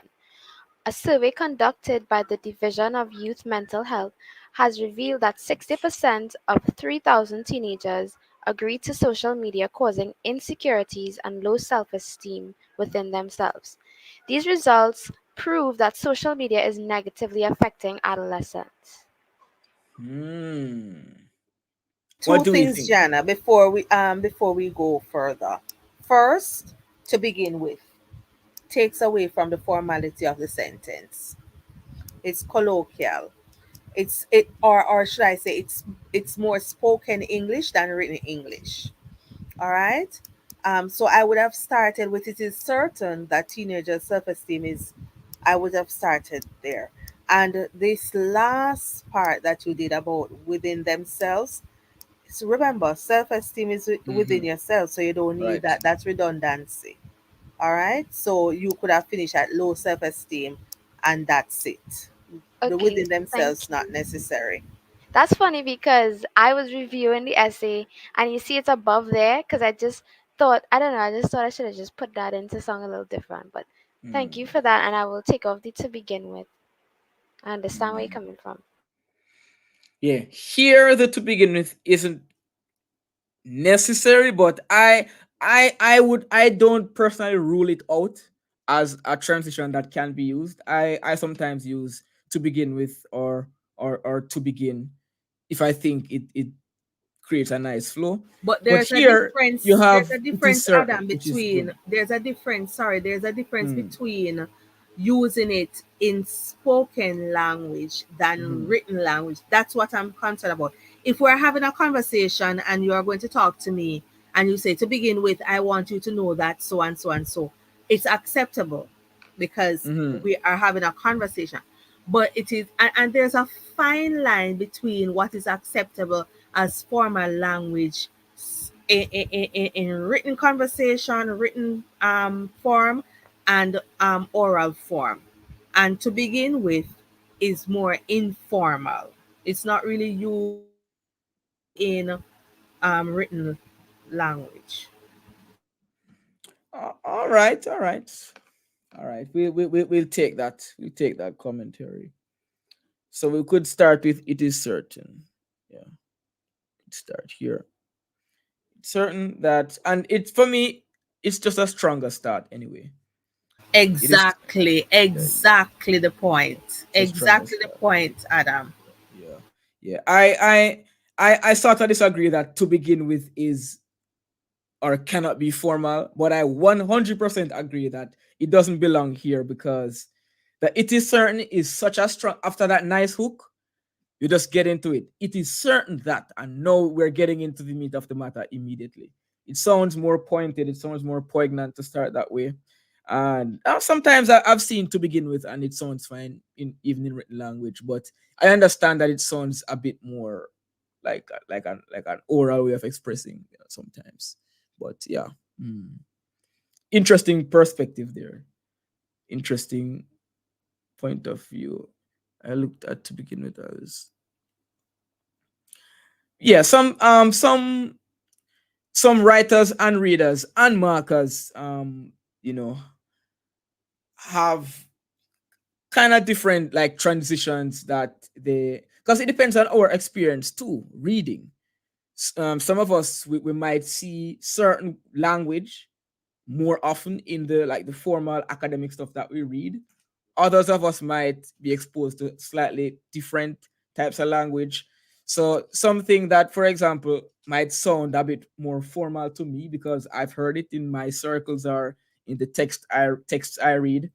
Another person might be a bit more acclimated to other other phrases and so on. So I wouldn't say it's super colloquial or informal, but I do understand the perspective that it might sound like something you would hear rather than something you would write. I can see that as well. Yeah. Languages are very language is very interesting. This isn't like math where there's one way, there's one thing, there's one answer. You know, there are variations. Language is dynamic, and how we experience language is it comes down to the individual experience as well. Even though we're all formally trained, we all go through school. Our reading and writing experiences are not the same. You know, so I think there might be a little bit of leeway, a bit of leeway in terms of what I see as like the best formal way, as opposed to what somewhat um, very clear cut to everybody. But for this, let's just scrap to begin with because it is certain that is just a much stronger start, no matter what we want to say. Yeah, I think everybody would agree with that. So it's certain that teenagers' self-esteem is lowered and even destroyed. Lowered and even destroyed. Do we like that? Do we like that collectively? It's lowered and even destroyed.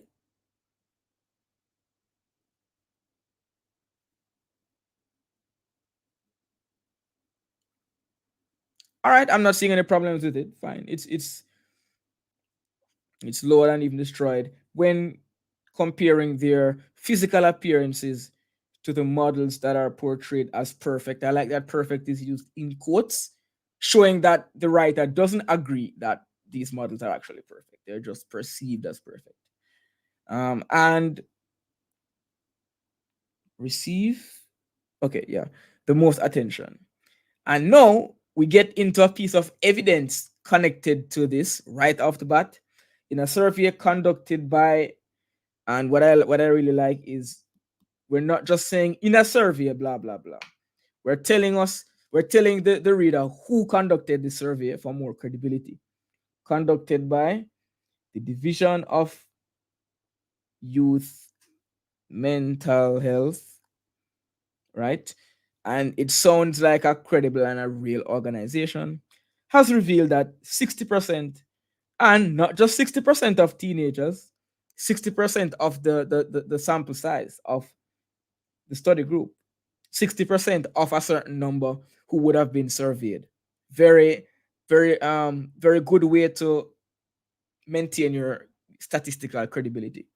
60% of 3,000 teenagers agreed to social media causing insecurities and low self esteem. Yeah, we don't need within themselves because self esteem is self esteem, right? These results prove that that social media is what I it's persuasive writing, so you might say prove is fine, but I don't know if one survey proves anything, but I would say indicates that, right? These results, these results, and results plural, so prove, nice. I might say indicate. You might think Yeah, that's a indicate bit is too better. weak, Yeah, and but I think that's yeah. better because it kind of like suggesting, like kind of persuading you to think, like instead of saying prove because it Hmm. doesn't directly prove, but it sort of suggests something for the reader to think about. Yeah. It's like you make your own conclusion. This is the evidence I am providing. This is what it indicates. So you can decide whether you believe A or B. But I think prove might be hmm, too strong for just one evidence, one survey of a few thousand teenagers, right? But I think this is an excellent paragraph anyway. Nice use of evidence. Um, yeah, very nice use of evidence. Point well explained. What do we think in general about the paragraph before we move to the next one on the panel and in the chat? I agree with your points so far. Yes, it is.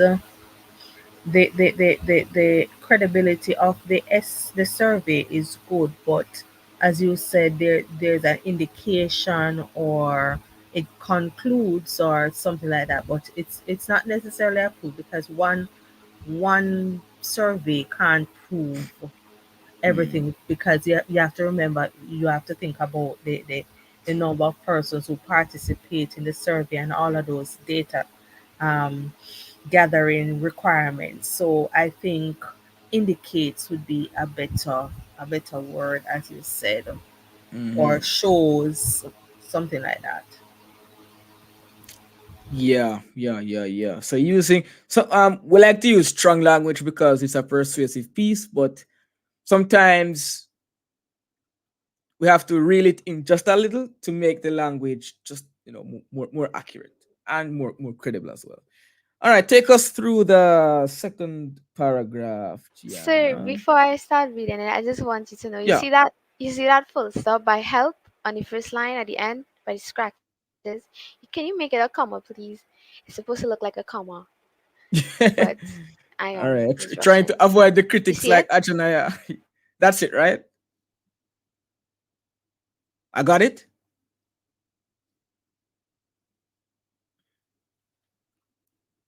I think I caught it.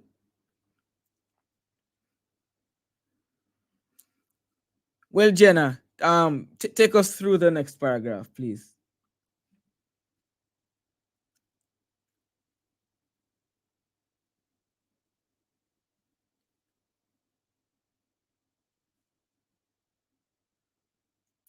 Jen, are you with us?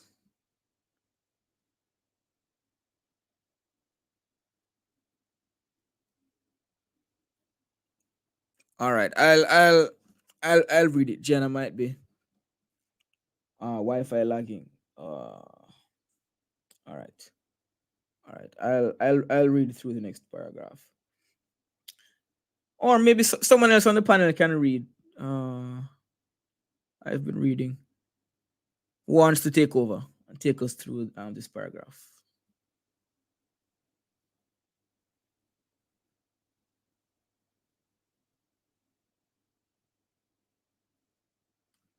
All right, Jenna's entered again. So sorry, my Wi-Fi just cut off out of nowhere. Uh, Yeah, so okay, I can read now. mm-hmm.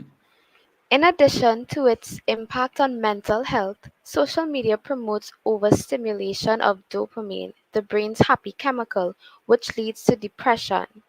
Dr. Riley Ross, a medical professional at St. Anne's Mental Hospital in Trinidad, has stated that the rush of dopamine from the likes, shares, and comments on social media can damage the dopamine receptors, resulting in depression and failure to respond to pleasurable activities.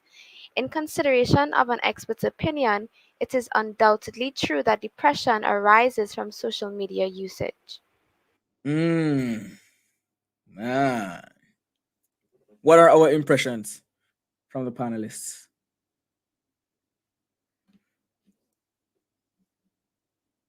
Can you make a conclusion like that though, Gianna? Um, I am trying to. I know you want to be assertive in your language, but do you have enough, or have you presented enough evidence to use a word such as undoubtedly? You understand? I The understand. structure of the essay, the structure of the paragraph is okay. All right. And you have done a good transition in addition to its impact on mental health. So you didn't just put in addition, but you said in addition to what? All right, which is good. Right. So now you're saying that social media promotes overstimulation. That is great. All right. Um, which to dopamine, which leads to depression. Good.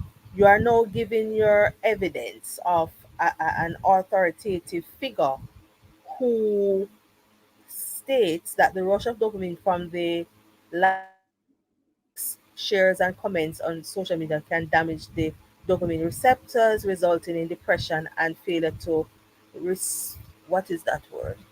Respond to pleasurable activities. Okay, very good, excellent. So, in consideration of an expert's opinion, it is undoubtedly true. How can you say undoubtedly when you have one expert?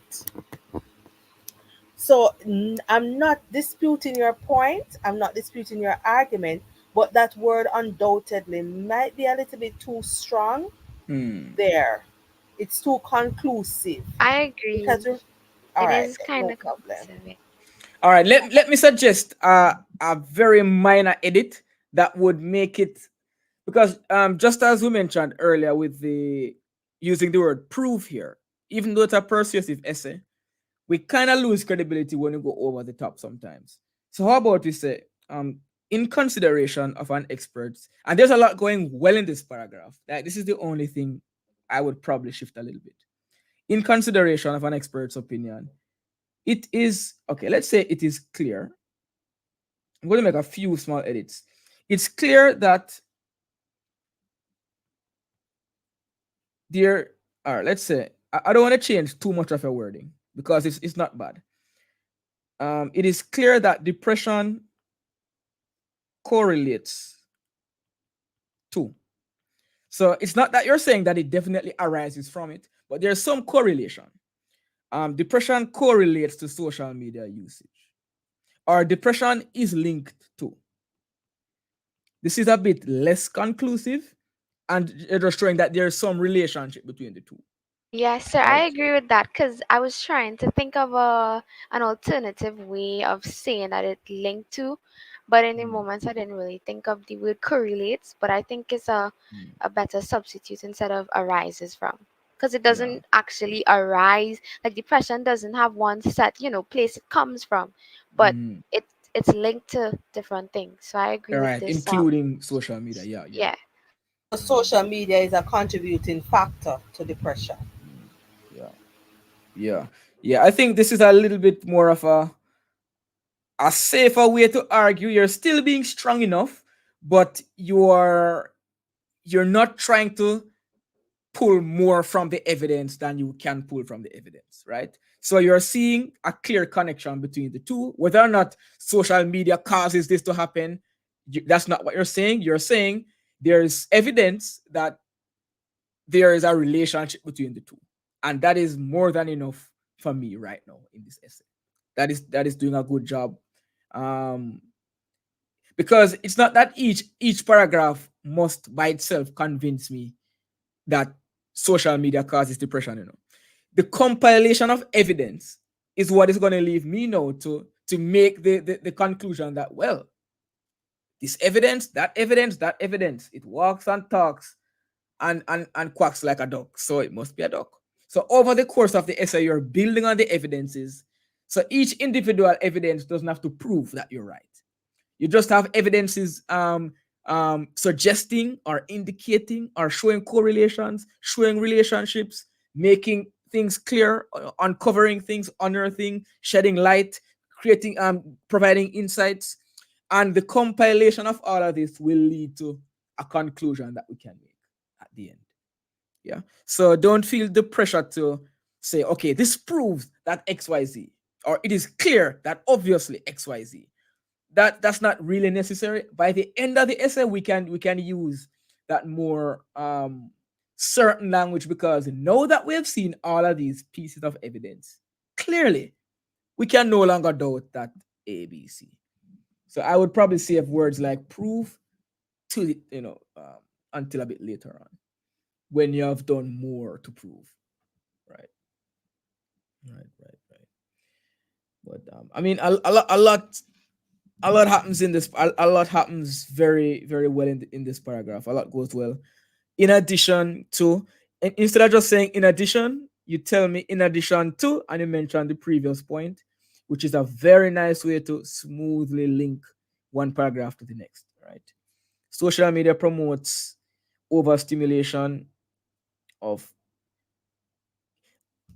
I'm not a scientist. Is it that dopamine is overstimulated, or is it that is dopamine not the chemical used to stimulate the brain in this way? So, well, okay, I'm dopamine is wondering. dopamine is Mm-hmm. the chemical that you get, right, when Mm-hmm. you indulge in something that makes you happy, right? And so social media, it promotes, right, that Mm-hmm. that chemical is going to be released over and over and over again. And what happens is when that continues, your Mm-hmm. brain basically snaps. Like you kind of like, use it out so much that it's becoming like you get numb to it, like it's no longer effective on your brain. So overstimulation of dopamine, meaning it will continue stimulating, which is kind of Yeah, bad yeah, for you. I get the idea very very clearly, but I'm wondering, is it the dopamine that is overstimulated? The chemical itself is the thing being stimulated, or is it that too much of it might is being released? It's a genuine question. Supposed to be too much of it. Yeah, too much Or of it is being released, so it's being some overstimulated. Well, your brain is overstimulated, sort right. of. Yeah, your brain. Yeah. Yeah, yeah. So you would probably use a different. I mean, overstimulated is a nice word, so I wouldn't scrap it from the essay. But the overstimulation isn't linked to the chemical doing the Oh yeah, overstimulating, but yeah. to the So that thing makes being that's a good point. overstimulated. Yeah, yeah. So you could say, for example, social media promotes the uh, what's a nice word now to say that it's causing us to get too many dopamine hits. Right, that's really what we want to say. Um, Over secretion. I don't know. I don't know if there's a nice scientific term. Um. Anyway, I'm not gonna find the word right now because my mind is lagging. But we're gonna Plus, um go again. no, I was just saying probably you could have said like a surplus or something. I'm not sure. Could you say Yeah, abundance, sir? go again, Krishna. Could you say abundance? Yes, something like abundance or surplus. But the idea is it's not that the dopamine is being stimulated, right? So it promotes an overstimulation of the brain via an excessive production of dopamine. Something like that would be more accurate because it's not that, oh, the dopamine is being stimulated. No, we are being stimulated by the dopamine. So we just want to fix that to make that a bit clearer. Yes, I agree. Sorry, I just logged out again, but I understand what you mean with the overstimulation of dopamine. I was thinking maybe it's sort of it promotes overstimulation of in the brain with the chemical being released known as dopamine. Maybe I could Hmm. have phrased it in that way or something. Yeah. Or you could use words like surplus and stuff like that to show that it's too much dopamine Oh yeah, connected excess. to the social media. Excess is a nice word, right? So the point is a wonderful point, but I would want a marker thinking that you're thinking that it's the dopamine that's being stimulated and not the brain. So I just switched that up, but I mean, using the parentheses here to say the brain's happy chemical is really nice because you kind of tell us what dopamine is in case you don't know. I might put happy chemical in quotes. Okay, yes. Yeah, I might do that since that is what it would be referred to as. Not that it's literally the happy chemical, but it would be considered the happy chemical, which leads to depression. And then you have your piece of evidence here coming from a credible source, Dr. Riley Ross. Who is that person? A medical professional. Where? At St. Anne's Medical Hospital. Where? In Trinidad. So many layers of credibility. I feel like I can find this person in real life and have a chat with them because you're making it clear who the person is and how they are connected to the topic, right? I stated that, and you put what they say in quote. That's expert opinion. Very nice. In consideration of the expert's opinion, we can make that association. I think that's a wonderful paragraph. Yes, I think so. Anything else on this paragraph? No, I agree with what you said, Adam. It's a very good, succinct, to the point paragraph. Yeah. I'm going to answer a question that I saw in the chat. I was writing, but since I'm on, there's a question whether or not research is done before the exam. Research cannot be done per se because students don't really know what CSEC is going to write. But students are encouraged to read, to be familiar with topical issues and so forth. But remember that in the exam, you are allowed to create your own authority, meaning your own examples. So maybe there is a Dr. Riley Moss at somewhere in St. Anne's Mental Hospital in Trinidad. But quite possibly there is no such person and there is no Yeah. such place. But for the authenticity and to give authority to her essay, she's allowed to invent her own authority in the exam. Yes. So that is important to note. Yeah. So she would have made this up, and if it sounds so real that you think she did research, it means it's a good piece of made up evidence. Yeah. You want the evidence to sound so real that your marker is saying, "No, man, I need to Google this person. It sounds real." You want it to sound authentic and credible, right? Yeah. Yeah. The idea is make it sound real. Make it sound real. Because clearly you can't predict what the essay topic will be. But read widely, watch the news, read the newspapers, and you might have enough general knowledge to But come it up is with things that important sound real. but it is important to note that if you are going to write authentic authority persons that you actually know about, then you must ensure that. Um, so if we're going to talk about Jubilee Hospital, Victoria Jubilee Hospital in Jamaica, then, and we want to speak about a Dr.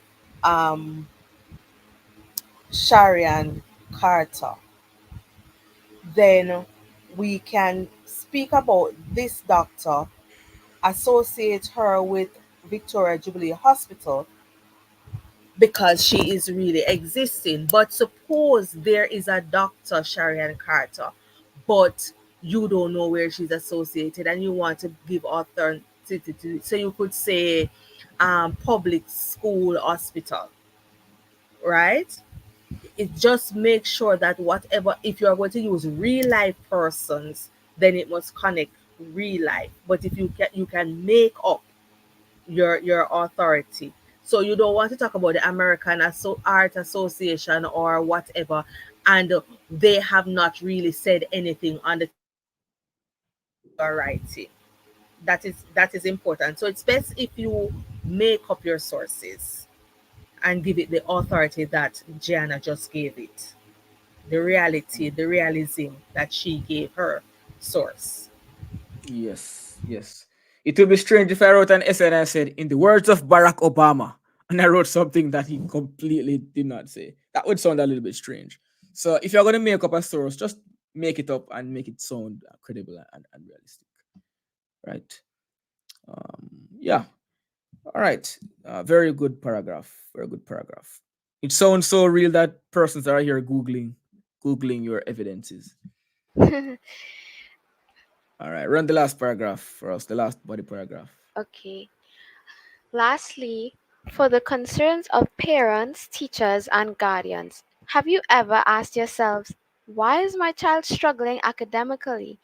The pleasures and bliss offered by social media causes teenagers to become addicted and distracted from their studies. In fact, a graduate from Harvard University by the name of Stacy Ann David claimed that when she attended high school, she was failing her classes due to her social media addiction. However, she chose to delete such applications and noticed a significant improvement in her academics. Hmm. More strong evidence, good argumentation, taking a slightly different angle, looking at the parental side of things. Lastly, for the concerns of parents, teachers, and guardians, have you ever asked yourselves, come on, why is my child struggling academically? The pleasures and bliss, and I like that bliss is in quotes because it's not really bliss, is it?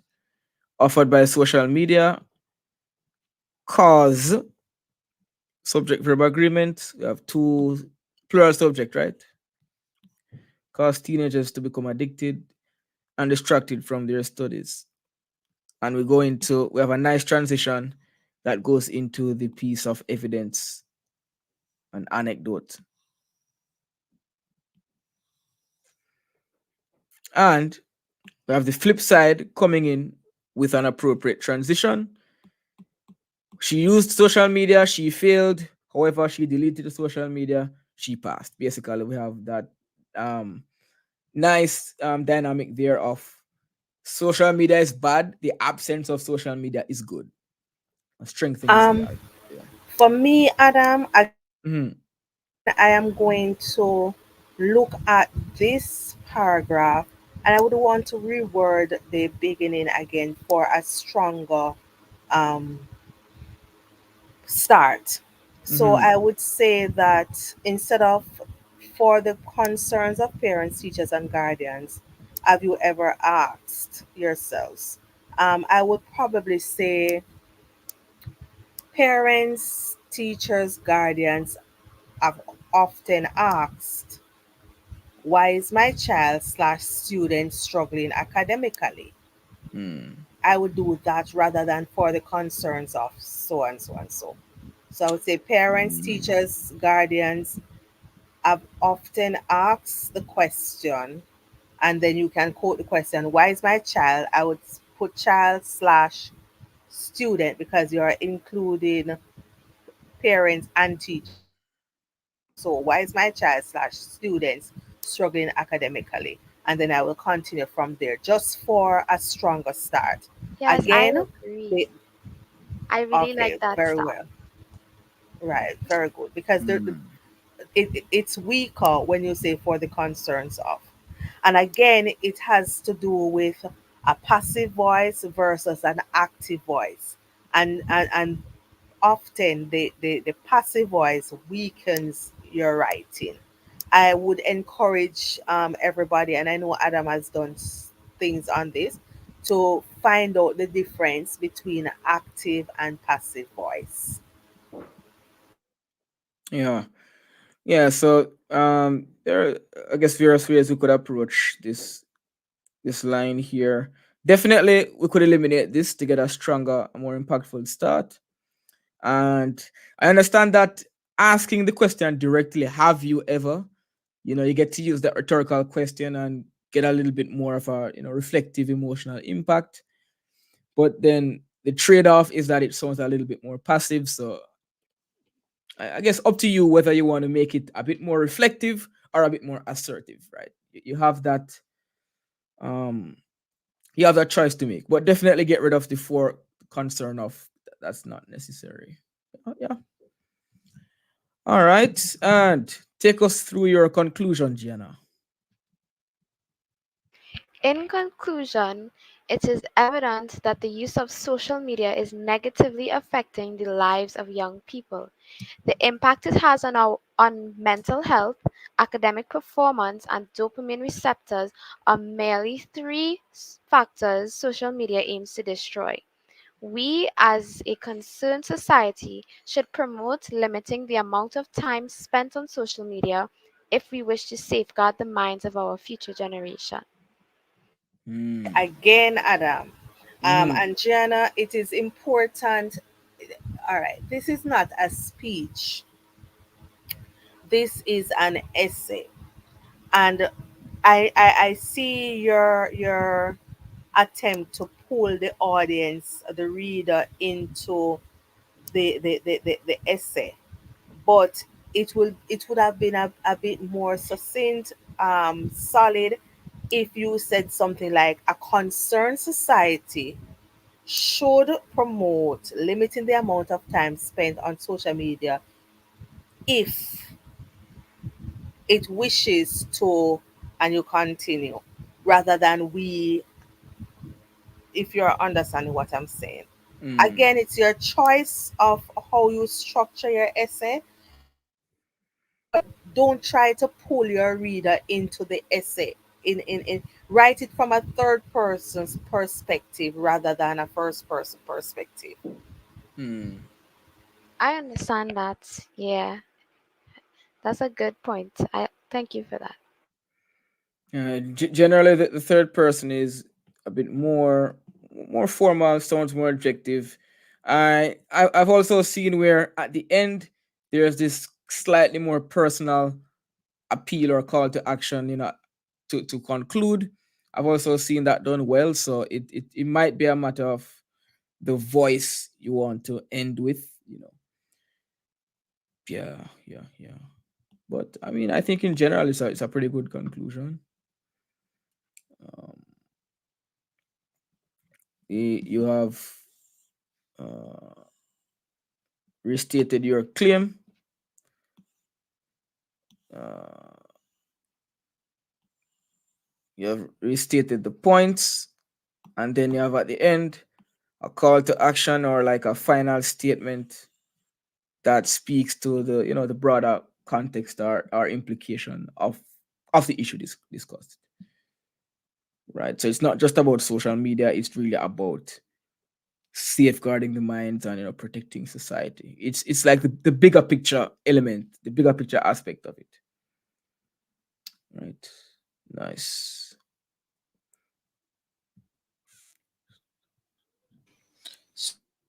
So I find it's it was very nice. It was good. Um, it had a nice flow to it.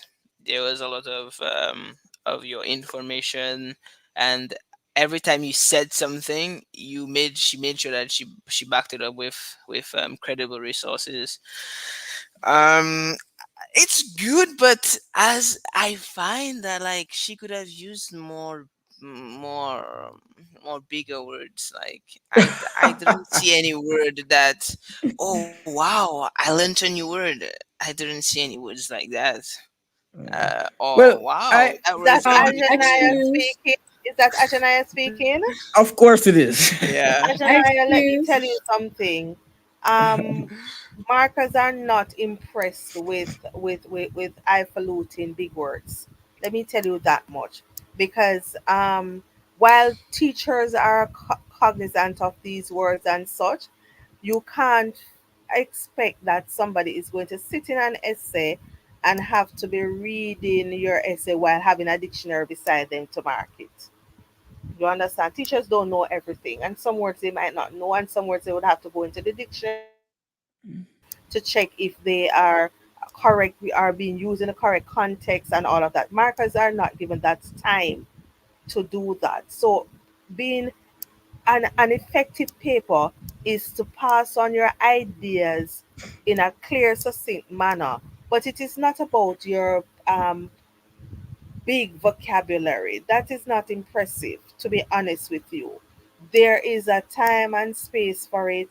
Writing your essay, as long as you're following the rules of the essay, it's not about vocabulary. When it comes down to vocabulary, it's how you use the words that you have, and how effective they are, or you place them together, and all of that.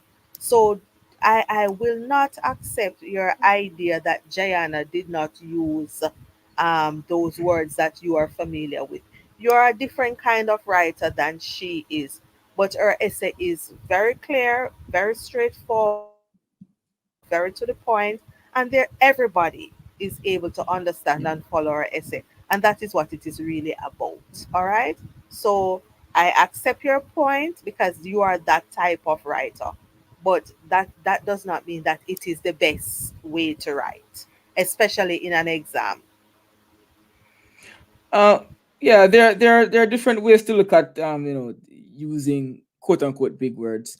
I think if you can use some very accurate, if more advanced language very appropriately, that is the key. Using those words appropriately so that they convey meaning effectively, then that is good.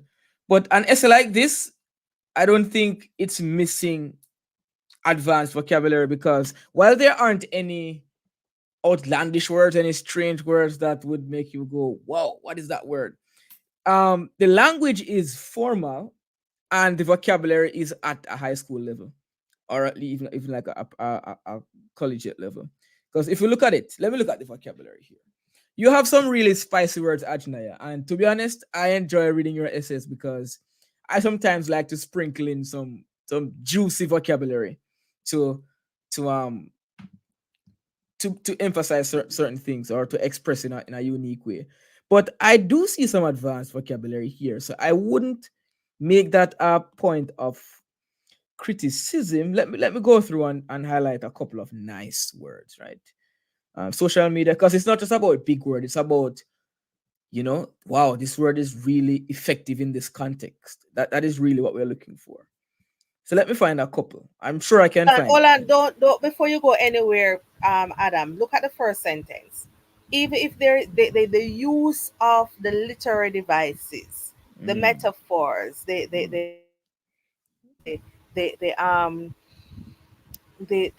the imagery, yeah, it stands out for a plethora of big words.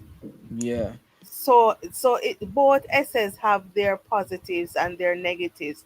I don't think that language, because when we're marking language, we're marking for clarity, how clarity. Yeah, yeah. how the subject and verb correlate, the punctuation. Those are the things that we were looking for, and for the most part, this was done quite properly. Yeah. If and I can pick out some nice loose words. Prison is not a hard word, but how it is used here is impressive. So sometimes we can use simple words in unique ways. Prison is one of those ways. Mindlessly scrolling is a nice phrase for this essay. It really shows that we're just becoming zombies being consumed by the social media world. The blue light is not it's not that the word blue is big or the word light is big, but how blue light is used is quite impressive here. Right? So it's not just about okay, which word has the most letters or what is the rarest word, but are you using words in an interesting way? That is the question I would want to ask, right, when reviewing an essay. Um, Continuing to scroll, and if you guys see any, you can let me know. Overstimulation is a nice word. Nice word. Dopamine is a nice word. Use of jargon there. Um, uh, let's see. Models that are receive most attention. Insecurities, that's pretty decent. It's pretty good. So the vocabulary is not lacking, even though I wouldn't need to consult a dictionary to read this essay. The vocabulary is not lacking at all. Overstimulation, I think we mentioned that already. Um, let's see. Mm. Bliss is not a word we hear every day either.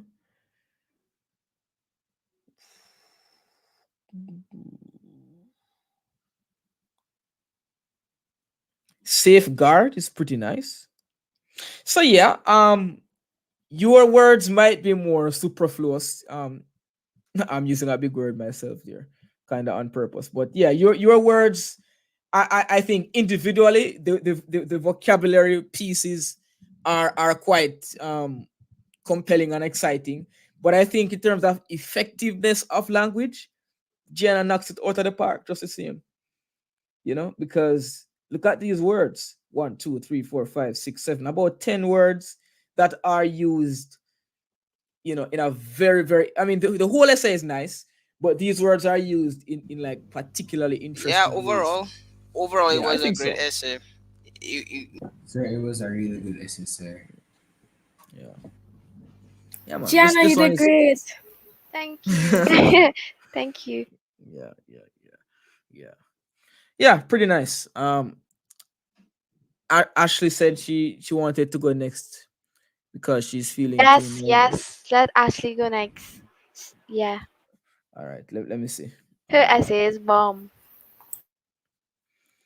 We're crunching up on the time that we should be ending, but let's see what we can do. Ashley, help me find your essay.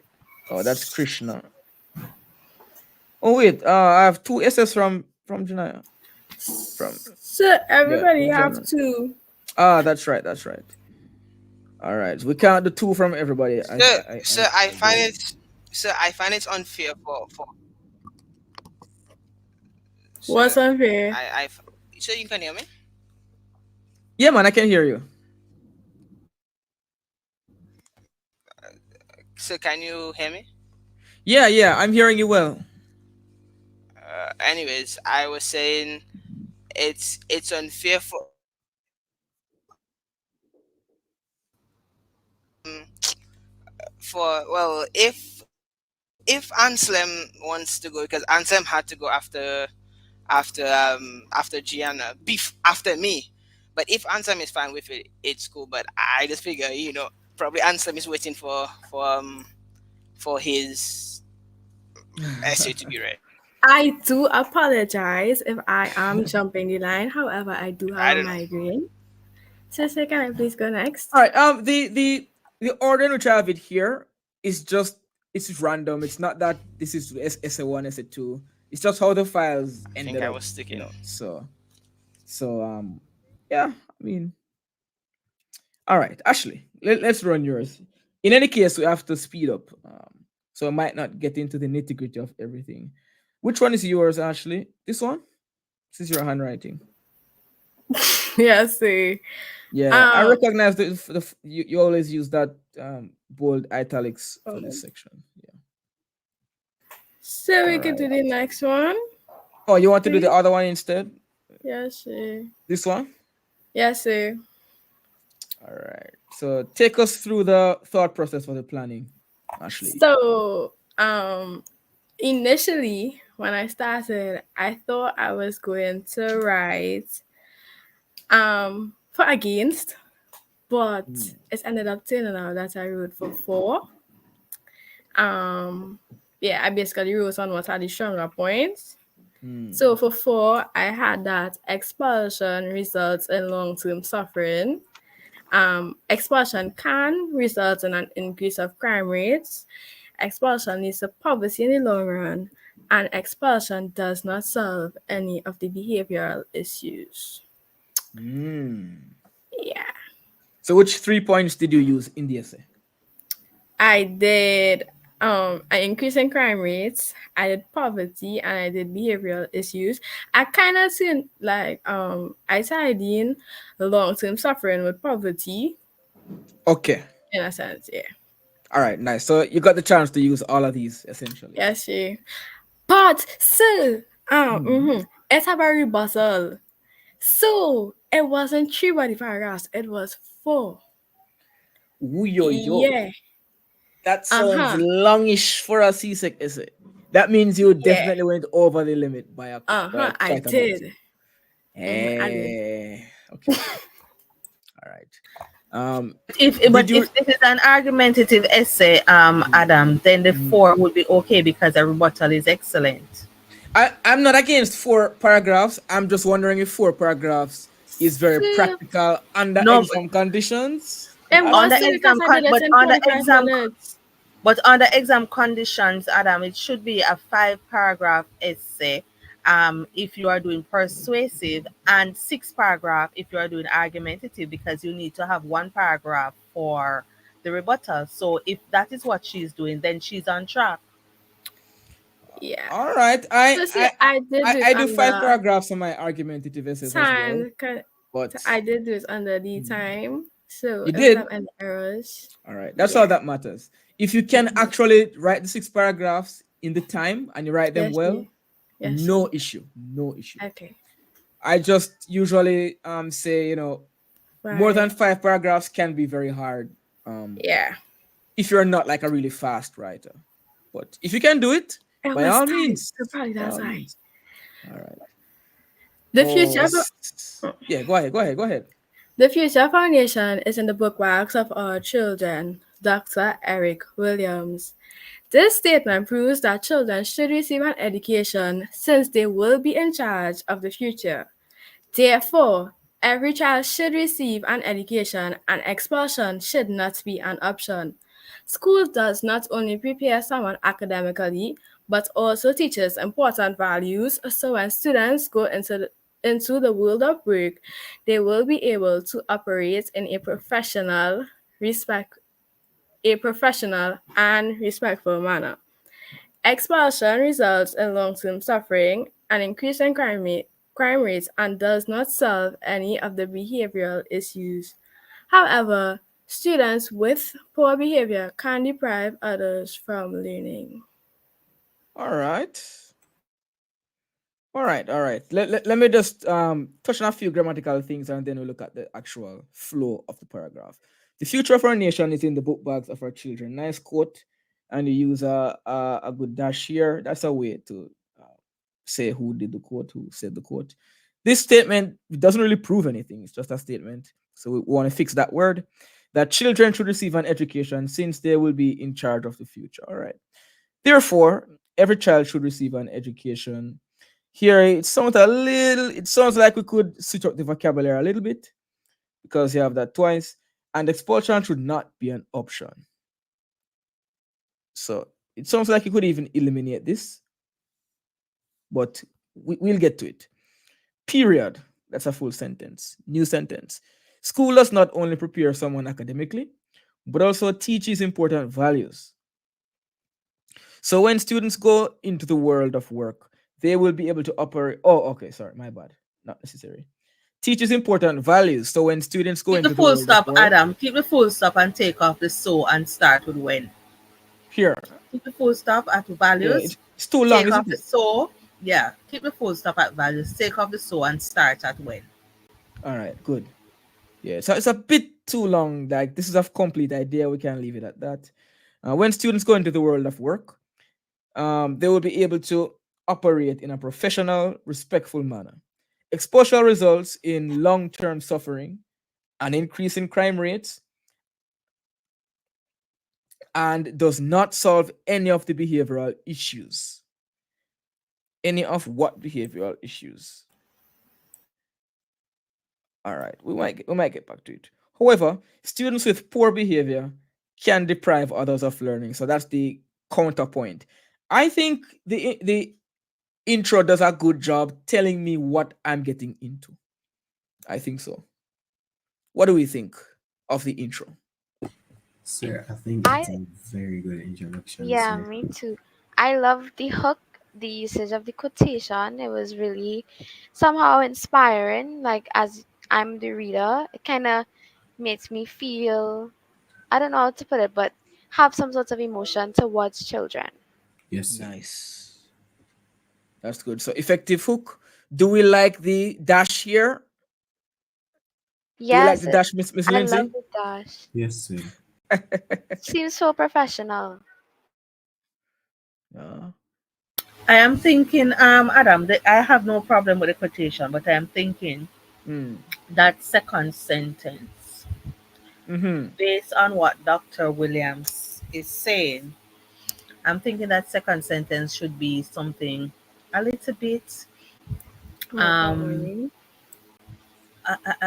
I'm looking for that statement that I would want to make if I was the person writing this. I would probably say, therefore, thus, it is imperative that students or children receive an education since they will be in charge of the future. Oh, Something yes, like that. Miss. I fully agree with that. Yeah. And I think it really comes down to being a little bit more concise between here and here. Um, because let's see. Okay, wait. No, you're listing points here. Let me find the entire hook. This statement proves that children should receive an education since they will be in charge of the future. Therefore, every child should receive an education and expulsion should not be an option. So from here to here is your hook. Right, Ashley? Ashley, am I correct? This is your hook?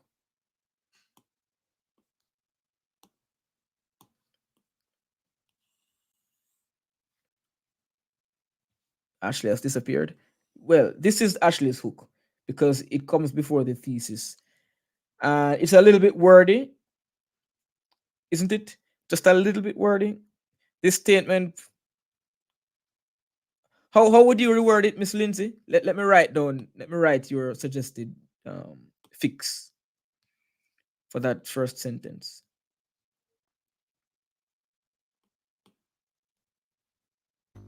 I don't know, but I would then again I would use my big fancy words I'm so and I sorry. would I say was like it is speaking and didn't recognize imperative. that I'm sorry. I'm here. I was speaking and didn't recognize that my mic was off.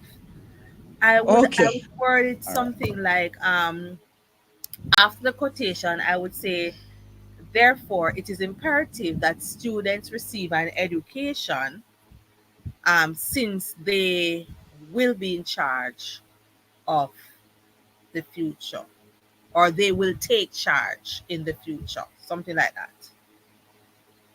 Okay. So therefore, it is imperative that, and then we can continue here. Students Yeah. receive an education since they will be in charge of the future. Yes. And then maybe we could Since they say, will take charge, I would say take charge instead of will be in charge. I would say they will take charge in the future. Right? That's what I would have. mhm. Um, Full stop after that. I wouldn't use a transitive right again. No, I would just go expulsion should not be an option. Exclamation.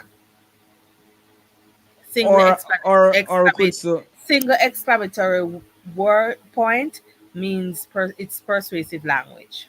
So I right. would say expulsion should not be an option, or expulsion should never be an option, and put an exclamatory point there. Yeah, I like never. Expulsion should never be an option. Yeah, so this is a way to make the hook a bit more concise because it sounds a little bit wordy and repetitive. Even though the idea in the hook is excellent because it connects to the quote, you could just make it into one sentence like this. The future of our nation is in the book bags of our children. Dr. Eric Williams. Therefore, it is imperative that all children, something like that, or all students should receive an education since they will take charge of the future. Expulsion should never be an option. It's just a little bit more impactful when you have fewer words getting in the way. Yeah. All right. How do we feel about the next sentence from school? Listing the points. To be honest, wait, can you guys hear me? Yes, yes, yes. Okay, Yes, so I Ajna, was we can saying, hear you. I I really like I really like the introduction, and I like how she says that it should never be an option. And now she says why it shouldn't be an option, because school doesn't only prepare them academically, but it teaches important values when they go to work and in their professional life and whatever. So she really does a good job at making what she says very exhaustive, because it's comprehensible what she's saying, because she says that there should never be expulsion, should never be an option, and then she says like why it shouldn't be and never an option. Yeah. I also agree with that. I think that, well, what you highlighted in yellow, the sort of explanation as well as her points, I think they were really nice and simply explained. Like, she explained it in a brief and concise way, and also I like when she said expulsion results in long-term suffering, because it sort of hints to the reader that it's an inhumane activity to, you Mhm. know, it you know what I mean, like saying that the long term suffering is sort of like makes it appeals to the reader, makes you feel like, damn, this Yeah. suffering, Appeals this, to emotion. Yeah. yeah. Hmm. Yeah. I think the points Adam, here are. Yes. Go ahead. Go ahead. I would go now to that I'm trying to fix the sentences Mm-hmm. um for impact. But before I do that, for that second sentence, when students go into the world of work, um, they should, not will, they should be able to operate in a professional, respectful manner. Professional and Mm-hmm. respectful, because Ooh, it's just yes, two. that makes sense. So Mm-hmm. since it's just two, she's listing there, say professional and respectful. All Nice. right. Um, and then expulsion results in long-term suffering, comma, an increase in crime rates, and does not solve any behavioral. I don't know about any of the behavioral issues because you didn't list any. Right. So So, what I would behavioral say issues? any, Yeah. right. So I would say and does not solve behavioral issues Yes, Right. miss, that rather makes than any sense. of. Mm-hmm. All right. Because it sounds like you Um, listed some issues before, which you didn't. right. However, Mm-hmm. students with poor behavior can deprive others from learning. Um, I am thinking about that transition from however, Mm-hmm. and I would probably say contrastly, rather than however. What about However, on the other hand? on the other hand, can work, but we need something a bit more solid than however. Right. All Thank you, right. miss. Um, so that is how I would do it. I'm not 100% comfortable with how passive school does not only prepare students academically but also teaches important values. I'm not 100% passive with how passive that sentence sounds, but it is Mm-hmm. workable. All right. I think the sentence could be restructured to be a little bit stronger. So something like school is not just a place of academic direction, but also teaches or imparts morals and values, Hmm. something like that. Yeah. Mm-hmm. Yeah, could be made a little bit more. Could be made a bit stronger, with more impactful language. Yeah. Yeah. The transition change I think is necessary. On the other hand, or conversely, would be another good It one. makes your rebuttal stronger. Mm-hmm. Mm-hmm, mm-hmm. Yeah, it makes it very clear that you're now talking about something on the opposite side, right? Yeah. Yeah, yeah, yeah. Yeah. So on the other hand, students with poor behavior can deprive others of learning. But what I would do here is say something like, thus um, making expulsion justifiable in some situations. But I would just bring it back to the point that, okay, sometimes it's okay to expel students, right? So I would just make that clear here. It would be a couple of extra words. But overall, I think the points are really good, and this essay should be a good one based on the three solid points and the one, kind of counterpoint that you have. Yeah. Someone says the hook give them a sense of national pride. Yeah, and it does give you a sense of empowerment, doesn't it, to know that you are the ones gearing up to take over. Yeah. Oh, that's just bad handwriting. It's conversely. All right, run the next paragraph. Ooh, very concise. Let's see how it goes. Although children may have poor behavior, persons in authority must be mindful that their mind is not fully developed. Research completed by psychologist Dr. Ledlow shows that persons' minds are not fully developed until the age of 25. As a result, they should not face any punishment that could result in long-term damages, such as difficulty in finding a proper job. I like that was- Additionally, if jobs are not available, this will result in an increase in the unemployment rate. Hmm. All right, let me go through again and check the evidences Right used. off the So a few. back, Yes, go ahead, Achinaya. okay. Go ahead. I know I was gonna say that right off the back, I find it good. However, I don't know if I didn't read the prompt, your lines properly, but I find the increasing unemployment rates is quite random. It's a bit of a I stretch, find isn't it? it's very random. Mm, Yeah, mm. I Can I find like, defend myself? okay, this just comes out of nowhere to me. Of course, Ashna, Ashley. Ashna, right. So the Well, reason that as I you told use me, wait, as you told me in the chat, she told me in the chat that in the exam you wouldn't have time to defend yourself.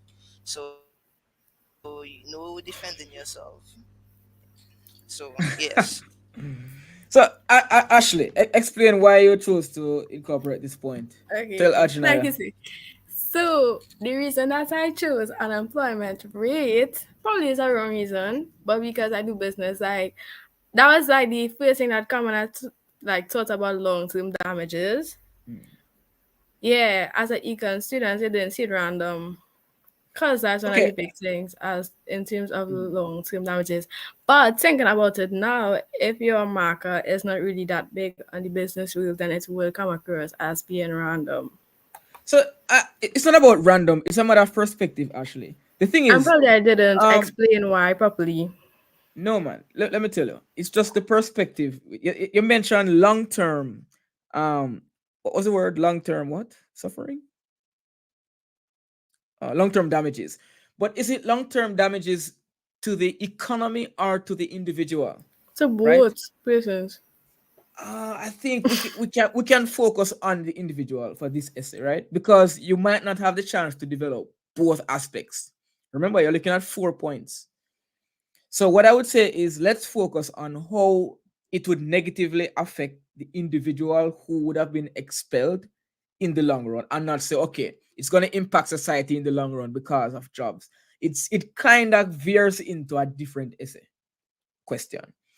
Um, that's my opinion anyway. I'm gonna see how you explain as you go along. I also like. I think, yeah, I think the job part is, it's not random as Ajna says, but I, it it might not be in line. It might not be as connected to the other points. Because if you look at it, look at the points that I mentioned up here, right?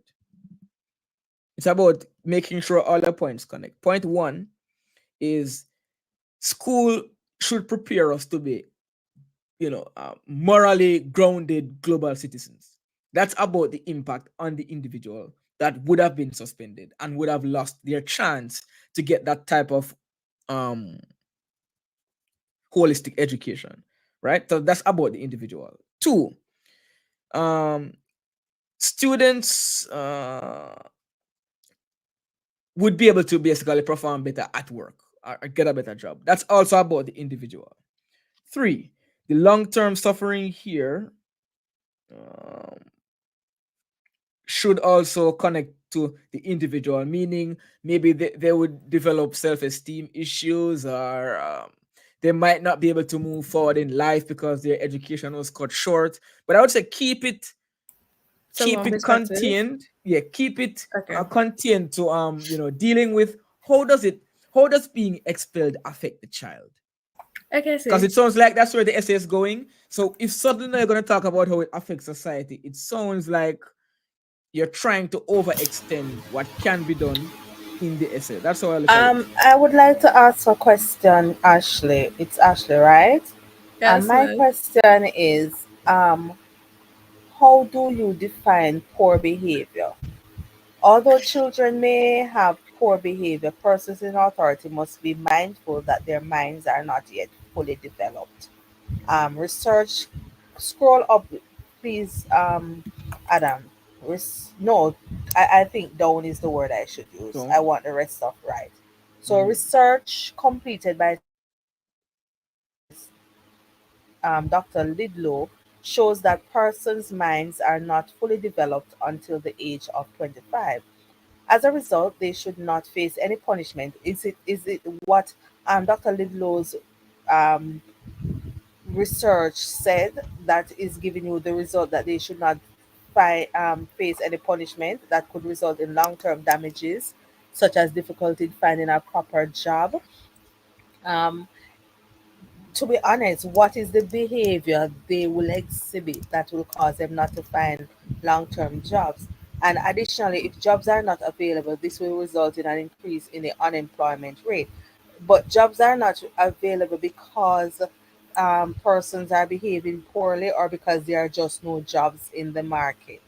The organizations, the government, whoever it is, just do not have any job vacancy available. So that sentence is out of context in that sense, and I really need you to. For me, the Okay. paragraph. For me, the first sentence and the second sentence connects.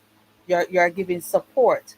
But then Okay, when you miss. come to this third sentence about as a result they should not face any punishment, am I to assume that Dr. Lidlow's research pointing out that persons' mind are not yet fully developed until age 25.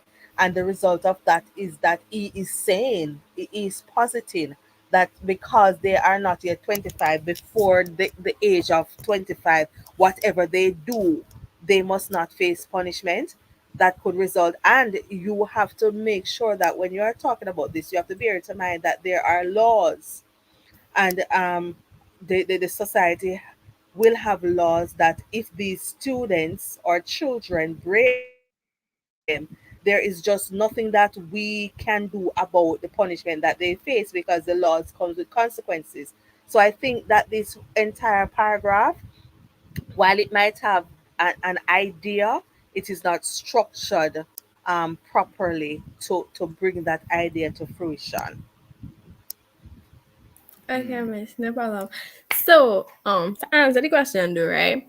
Um, the point I was trying to make was that the research said that they shouldn't face any punishment.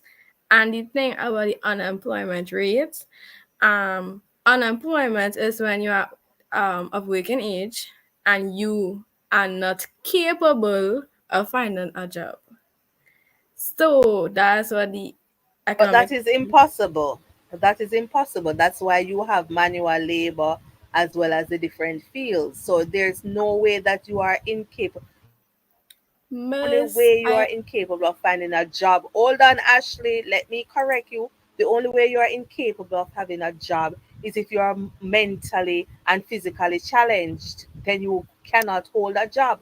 But once, whether you have behavioral issues or not, once you're physically and mentally fit, you can get a job. And again, I'm going to ask the question: how does the behavior? All right, let me put it to you this way. If a student commits a crime at the age of 16, most governments say that because they are underage, their names will not be released. All right, so they might get their records are sealed, and depends on what the crime is. It will open or become unsealed after 18 years, which is the adult year for most countries. Okay, so if this child at 16 does a crime and he is now within the law as a juvenile delinquent, once he reaches 18, he's going to serve his time. But once he reaches 18, unless the law decides to charge him now as an adult, it will his case will remain closed. Only person who knows this person will know that they have committed a crime at 16, because the law says that the case is closed. So how does that now have to do with this person becoming unemployed? And I will say to you that if you go to the university and you graduate and there are no job vacancy in the area of your specialization, then the unemployment rate will increase. But it can also decrease if you decide to take a job outside of your area of specialization. So you have to be careful when you're talking about the unemployment and increasing unemployment, because it's not just like that. Unemployment is not something that just pop up out, that it's basically you deciding not to take a job. Jobs are out there, menial works are out there, anything. And if you are a graduate, look at the Nigerian situation. Most graduates, they end up peddling on the road and so forth, because there's no job there for them. So that does not mean that they are unemployed. They're what would be the term for social studies students? I think it's below. They are underemployed, not unemployed. Underemployed, meaning that they're not employed to their qualification. So I want you to rethink this entire paragraph with those thoughts that I pointed out to you. All right? Yes, Miss, I'm not sure about the employment part, but everything after, I absolutely love, because I like the way that she said about the research and what that doctor said, and how, okay, the doctor said this, and then after, for this reason, they should not face any punishment that could result in long-term damages. I find that's fair. That's, to me, that's the highlight of All right, that whole Ajanaya, essay, I because agree. I it agree, really but you notice joins. what you said? You notice the transition that you stated: for this reason rather than as a result. Yes. It makes a difference in the understanding and the argument. For this reason is what you said. But she said as a result. So what she is Oh well, basically yeah. saying is Oh that yeah. this psychologist, his findings, based on his analysis and his findings, is saying the result, the findings that he's proposing is that persons should not be punished. They shouldn't face any punishment. But then how can this person of authority say that when there are laws that the student, the person would have broken? You must face some kind of Well, any punishment. punishment. Right. Well, any You punishment understand that what I'm is with saying? long-term damages. But long term damages would not Yeah. include difficulty in finding a proper job.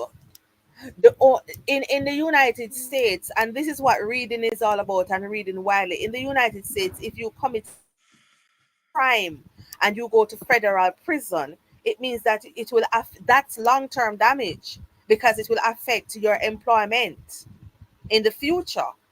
You understand what I'm saying? Once you're inmate in a federal prison, there are a lot of things, rights that you lose in the United States. So she would have to explain it properly when she says, because difficulty in finding a proper job because of what? She would have to explain it properly. I'm not saying her point is not there. I'm just saying that her point is not properly developed. All right. So Okay, miss, no problem. let me give you some comments on the paragraph, Ashley. You have the point here about the quote here is a good quotation, right? I want to look at the individual elements because there's so much critiquing going on. I don't want you to think the paragraph is terrible. That's not the case. The quotation you use, this piece of evidence, is nice, right? But I'm going to show you how could have been used more effectively. So it's not a quote; it's a piece of research, right? It said research completed by this person shows that. I like this, but we're going to put it in the right context. The paragraph has a little issue with unclear or inaccurate causation. Like this causes this, that causes that, when the causations you mentioned aren't necessarily true. So first it says here, although children may have poor behavior, persons in authority must be mindful that their minds are not yet fully developed. This is good. Good way to start the point. Their minds are not yet fully developed, so we can't treat them as if they are grown adults, and they have that level of responsibility, right? Then you mentioned this research. The research mentioned that it backs up the fact that the minds are not fully developed. Instead of as a result, because it's not that because the research is done, we should not punish them. That's not really the causation. But considering this research, seeing that these children's minds are not yet fully developed, it is unfair for us to um, cast upon them life-altering punishment in this mental state where they are not yet developed enough to make life decisions and to think as critically as adults would think. So that is the direction you want to take this in. So the piece of research is good, telling us that the children's minds aren't yet fully developed. So what you want to do is, because the minds aren't yet fully developed, it's not fair to assert these long lasting consequences that's going to ruin their lives. The same way you wouldn't put a 6-year-old in jail because he doesn't know what he's doing. So even if he does something that would be considered criminal, if an adult were to do it, you have to take into consideration the level of development of the mind. So I think that's how you should look at the causation. And then no, I would scrap the unemployment thing altogether because I don't think it's necessarily as relevant as the rest of the paragraph. So the job stuff, I'd probably scrap the job stuff and not pursue it throughout the essay. But the long-term damages, no. You could look at like the psychological impact of being expelled in high school. You look at how it affects um how it affects how other persons relate to you. There are many other long-term impacts that you can find that relate closely to the person who would have been expelled. And I think those would be easier to argue than trying to get into unemployment and stuff like that. Yeah. Makes sense, Ashley? Yes, sir. Yeah. Ashley, are you okay? Are you feeling Yes, okay? sir. All right. Yes, sir. Yeah, man. Take it easy. Take it easy. We're roasting a little bit harshly, but it's not that the paragraph It's is all for your is better. is, is terrible. The idea is how you say, okay, this causes this to happen. Like that is where we get a little bit tripped up because the research doesn't cause anything here. But what you're doing is you have an idea, and the reason for your idea is based on the research. That's a different a different thing altogether. So we switch as a result for this reason, and we get rid of the employment stuff, and we have a paragraph that we can work with. All right, Ashley. All right, Yes, Ashley, sir. you're good. All Yes, right. sir. Ashley, don't get vexed, right? Don't get vexed, please. Yes, I know I'm what? doing like so. When we're tearing apart Adonai's essay, you're laughing, so don't get vexed, please. Right. And yes, Yeah, sir. Yes, sir. yeah, Thank you for that, sir. Oh, we yeah, need to man. clap I, for I that. I Yes, have to defend yes. Antonia because we roast the heck out of your big words. After all. Yeah, man. So Okay. let's So let's go. lighten the mood. We're not degrading or So I'll condemning say, anyone. say make my day. That's what you wanted to Sir. hear. All Right. right, Ashley, So let's go to the second run us paragraph. through the next What you paragraph. Yeah, man. Yeah, man. Yeah, man. also, would you like to see an increase? Oh, I cried. Anyways, would you like to Oh. see an increase in crime rates? Since persons will have a challenge in finding jobs, this would lead to an increase in crime rates. Persons may become frustrated and may rely on committing crime as a means to survive. Evidently, in the past, 80% of the persons expelled resort to crime in order to survive and enjoy an equal life like their peers. No, it's not necessarily the roasting I'm normal we do it in class, but I do have a migraine Uh, right now. To defend myself, Okay, okay, I okay, do have a okay. migraine. But yeah. Yeah, that makes it harder to process feedback too, when you're but not feeling your I, I best. I Yeah. find this essay is the paragraph is good. Mm-hmm. I like the inclusion of the statistics. However, I find it's kind of repetitive. And would you like to see an increase in crime rates? That's not like a that's that's not an advertisement or anything like that. That sounds to me. I wouldn't put that. I just wouldn't put that. It sounds to I me. I didn't don't know about sir. I didn't I think don't it know about was sir. I I didn't don't know think it about was Really? sir. too repetitive. I thought it was a Hmm. good use of the Erica, rhetorical Wait. question. question. Yes. Wait. Jenna, come in. I Pause, Adonai. I Jenna, did, come in. I didn't really think it was too much of a repetition to say.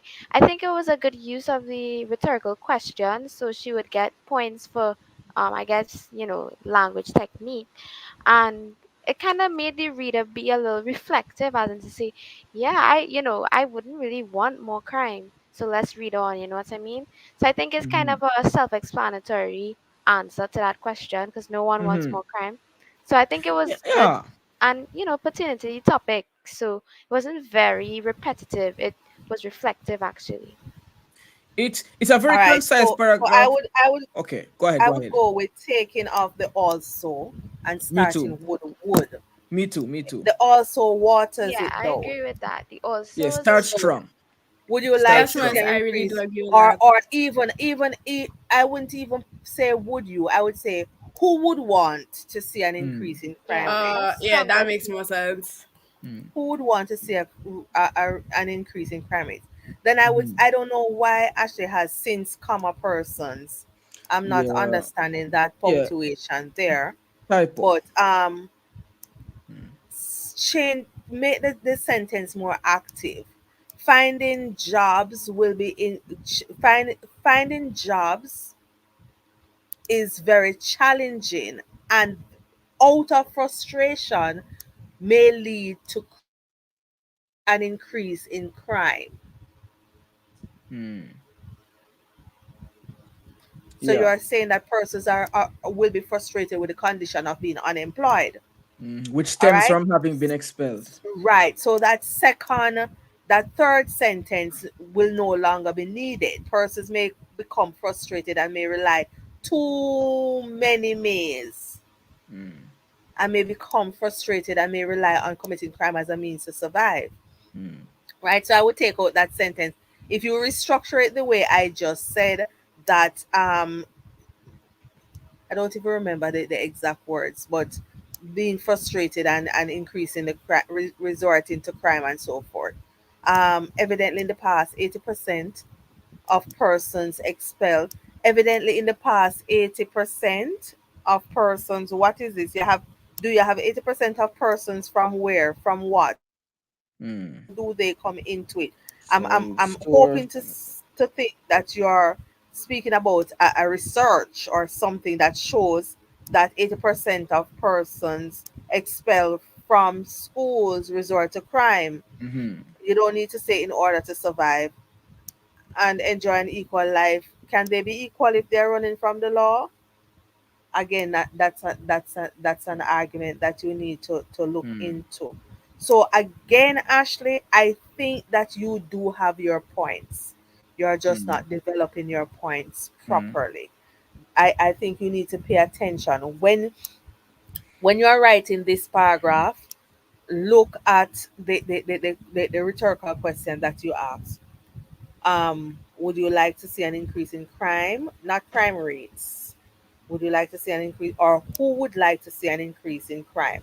And then each time you are making a point to develop the paragraph, you resort to that statement to see, or that question to see how it connects.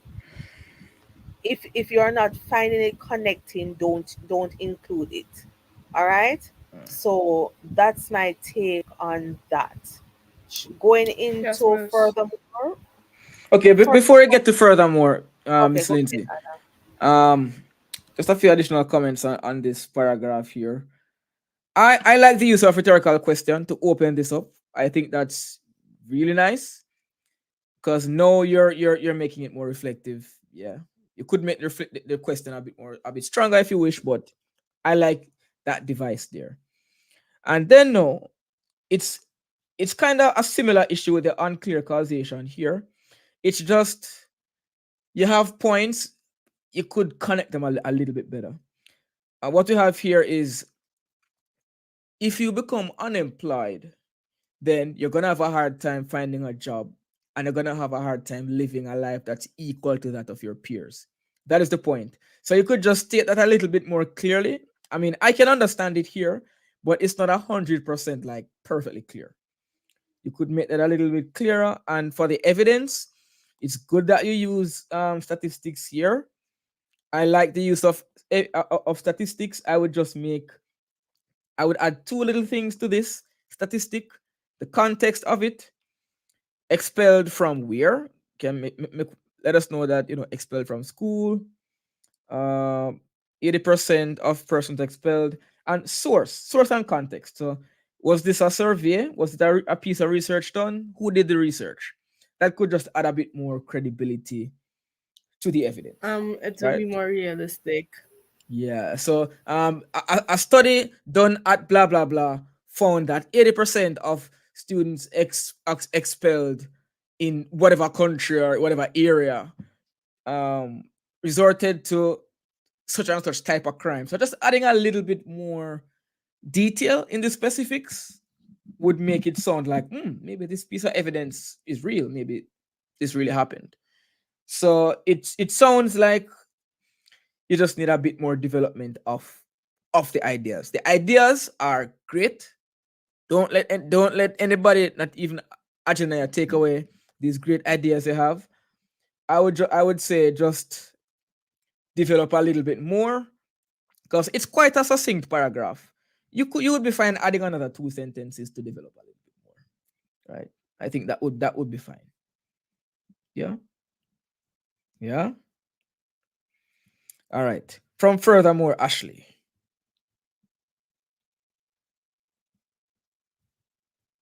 Ashley. Yes, I got kicked out. My bad. Oh, sorry. But All right. right. Yeah. Furthermore, besides academics, schools should ensure that they produce respectful, useful, hardworking individuals. Expulsion does not resolve any of the behavioral issues children may experience. Instead, expulsion may result in the behavioral issues being intensified since Hmm. children will not have any guidance. This will result in disrespectful, lazy persons later on. It is important that all children leave secondary school with a proper education and a positive attitude. After conducting some research, 90% of the children who are expelled do not use it as a life lesson. However, they use it as an excuse for their poor behavior when they become adults. Before anybody say anything, I do Mm. know I was supposed to cite or source where I get 90% from, Right, right, right. and Mm. the that and what behavioral issues I know that needed to Mm. fix too. Right. Mhm. Yeah, and I think apart from those, it's a solid paragraph that works fairly well in terms Furthermore, of beside the academics, information. a commonly is needed there. Yeah. Not school, but schools should Hmm. ensure that they produce respectful, useful, hardworking individuals. Expulsion does not resolve any of the behavioral issues children may experience. I am thinking, Hmm.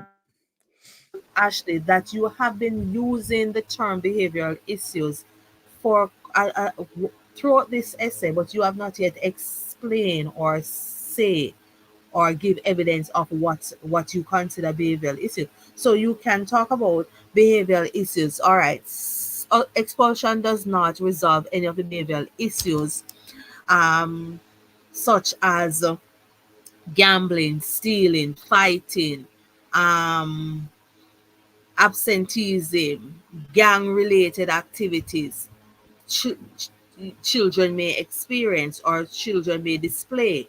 So you need to give some examples because you have been saying behavioral issues throughout, but it is a term that is out there in the sphere of social media and Google and all of that. But what do you mean by behavioral issues? And that is what makes an essay carry weight than does not carry weight, because you need to put these things in so that the marker knows that you're aware of what you're talking about. All right. Yes, So Miss. again, I must give you kudos because you make solid points, but you need to work on the development of these points. I will say it over and over that you need to develop your essays, develop your points. And I am going to direct you again. Once you make, remember the in the chat, I said use the P: point, explanation, and example. So once you make that point, explain what your point means, and then you give an example of your point. So besides academics, schools should ensure that they produce respectful, useful, hardworking individuals. I am left wondering what you mean by useful, but I'm not going to go there. You understand what I'm saying Mm. to you?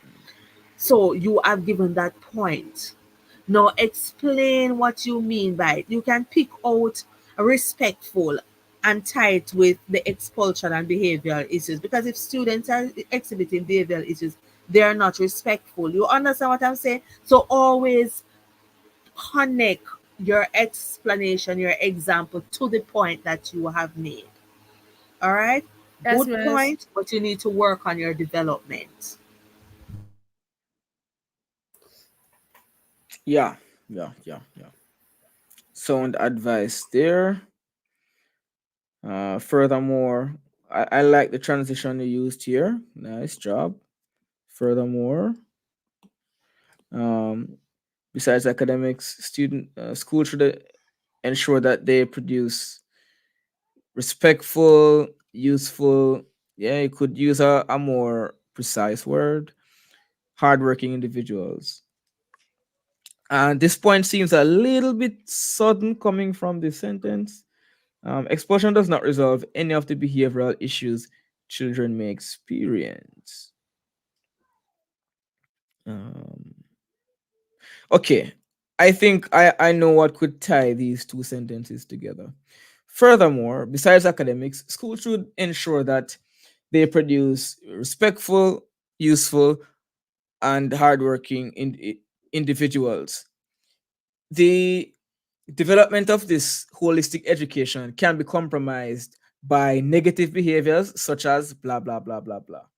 So now we're saying, okay, the school needs to do this. The behaviors get in the way, but expulsion is not the answer.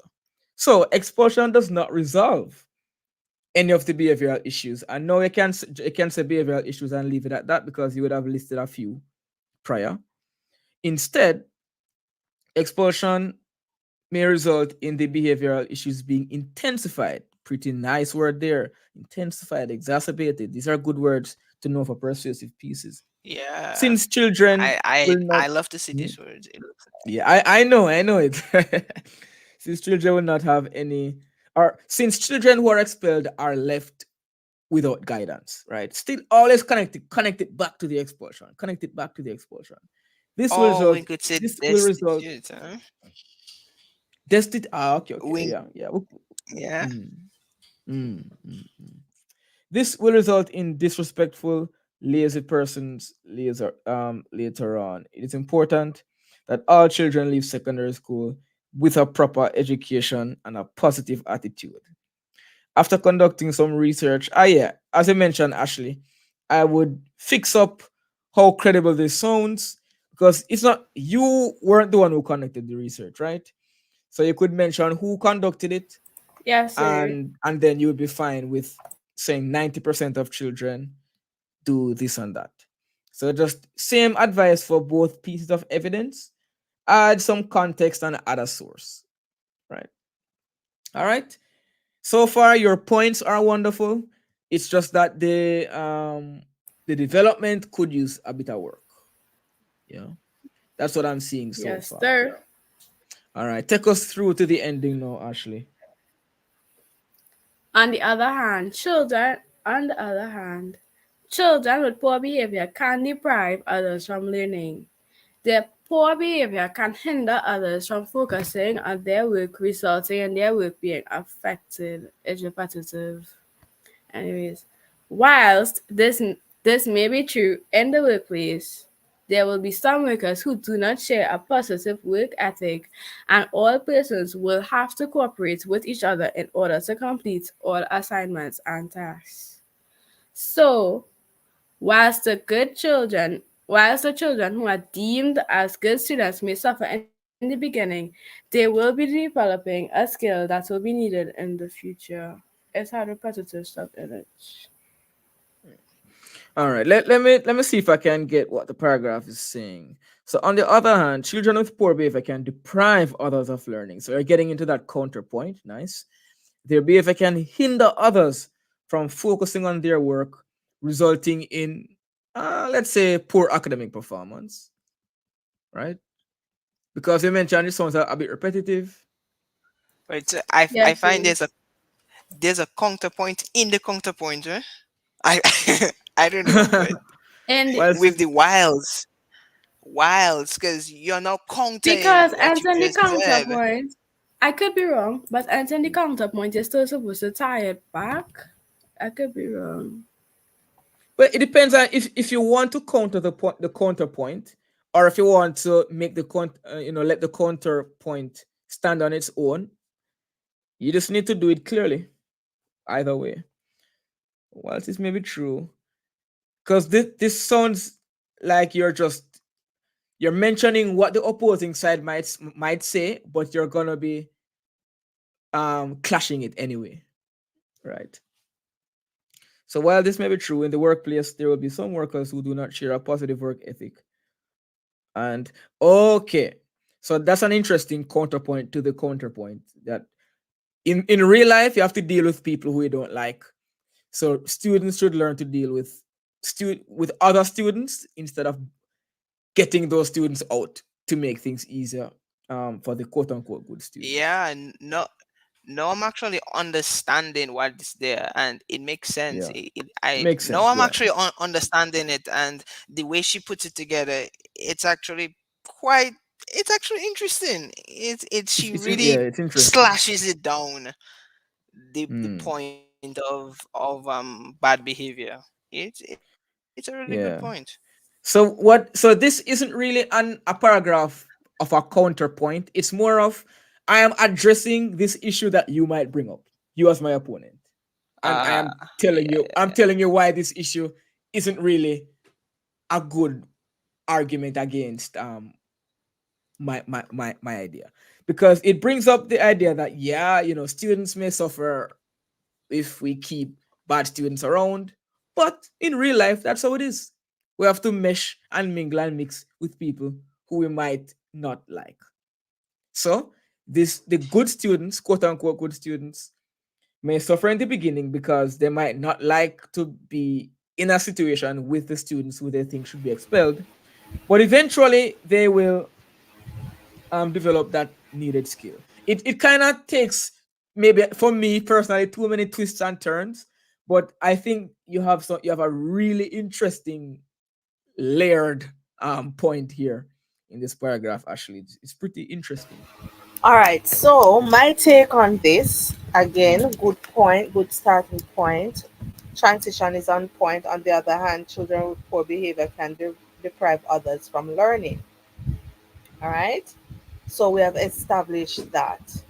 I don't think that there is need for a repetition of poor behavior in the next sentence. So, um, moving from there, we can say, hence, they can hinder others from focusing on work, which will result in poor academic performance. That's just my take. All right. Mm. So that, on the other hand, children, that first sentence um, will work. The thing is this. I think that Ashley knows what she wants to write about. She has a clear idea of exactly what needs to be said.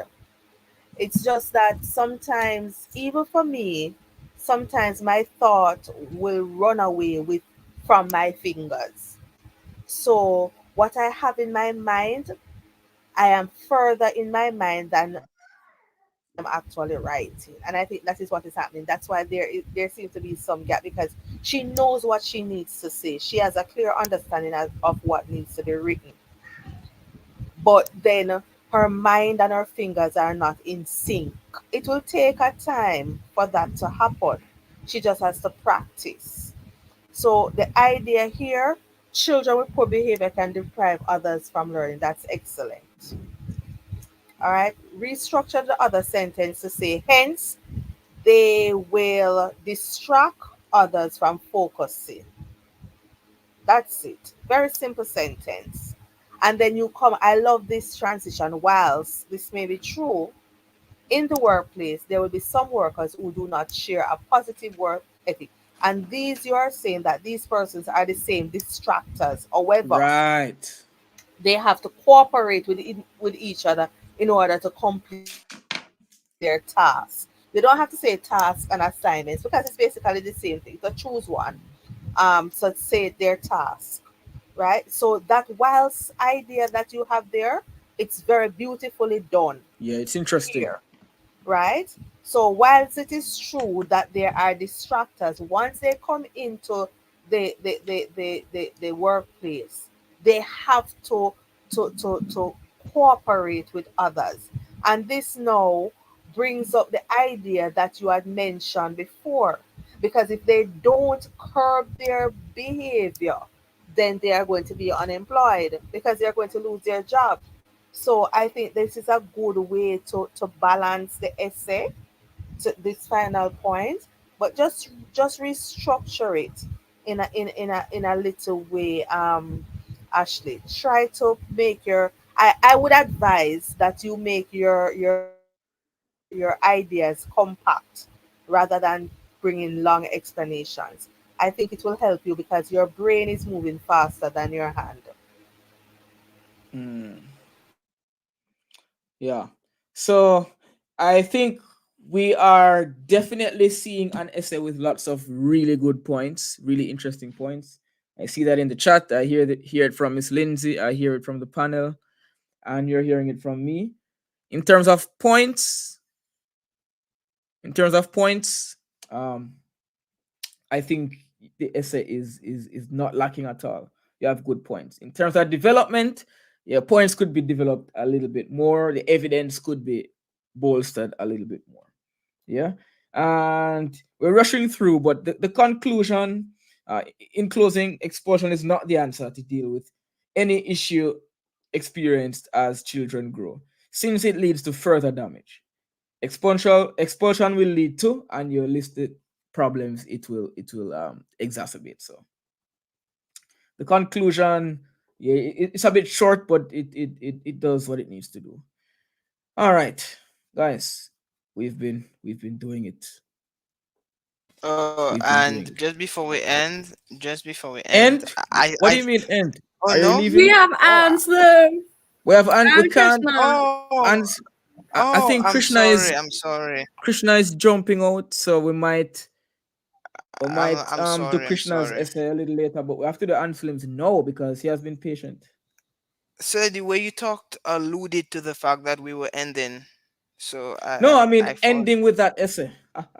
oh, okay, okay, okay, okay. Yeah, we're well over time to be honest, but I can't do that disservice to Anselm. We ought to appreciate Anslim's patience. We have to appreciate it. It's Yes, sir. imperative. And Ansem is an exceptional writer, so it's only fair that his work is showcased. Yes, I definitely. agree. I agree. Yeah. All right, Anselm, I think you sent in two essays, right? Or just one? One? So was only this one here. All right. So take us through, and we're going super fast. So take us through the planning. Those in the chat who are still here, thank you for holding it down. Yeah, so to come up with points for this argument was a bit challenging, but I eventually got to get the points. And for writing the actual essay, I went with giving my views. So I took two from the for side and one from the against side. Mm-hmm. So which points did you work with in the end?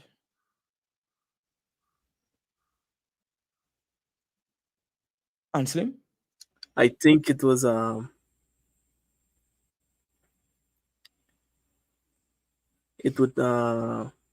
build community health, and it would assist persons who cannot afford healthcare. For the against, it was medications come at the cost, and it would be the duty of the doctor to find these resources. Mm. All right. So let's run it. Take us through your opening, Anselm. Whether rich or poor, the greatest health one could possess is health. Maintaining that wealth may at times come at tremendous costs, which could be relieved if doctors whose training is paid for by the government give back to their community by providing free medical services. 2 points to note are that it would increase the overall health of persons in the community, and it would be of assistance to persons who cannot afford healthcare.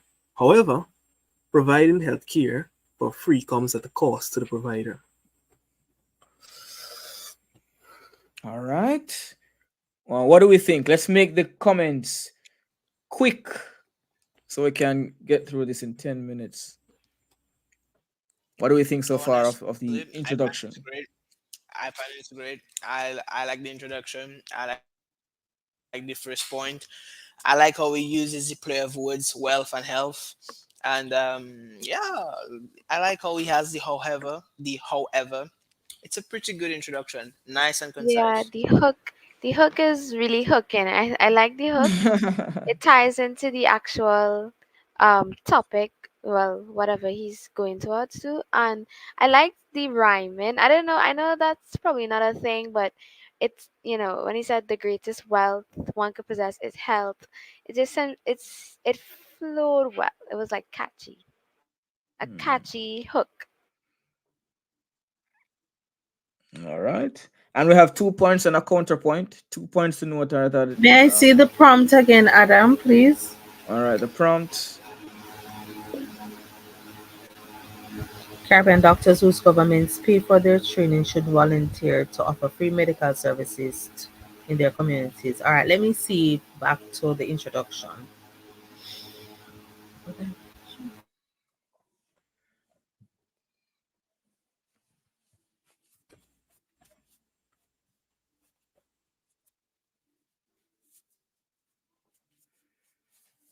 Sir, can I comment? Yes, Krishna. That's Krishna, right? Yes, Krishna, sir. you're still here. Good, good, good. So, sir, I think it's very concise, sir. Very short and concise, but it has all the 2 points that he wants to support and the one point that's against. So, I think it's a very good introduction, Hmm. and it has a good concluding sentence, and the hook is very nice. All right, Yeah. so 1 point, Adam, one Hmm. point, it would increase the overall health of persons in community. That is if they give back to their persons. And two, it would be of assistance to persons who cannot afford health care. Um, both both Too close. point, yes, Yeah, yeah. they A bit seem close. they're basically saying the same thing in different words for me. What is the difference between increasing health care, the health, how will that increase the health of persons in the community? I can understand how it will help them to afford, because if they're having like a free clinic, then the persons can come and get services and so forth. So of course that would help to increase the overall health, because then persons who could not afford will now be able to go there and get the medical assistance that they need. So this point is, the first one would be the one in red would be the point, and then the result would be the one in blue. Hmm. So I think that we need another point, because for me this is 1 point All right. for Anslim, what me. what is the difference between these 2 points? I If you could tell us. I don't find it's 1 point. You're saying two Now distinct that points here?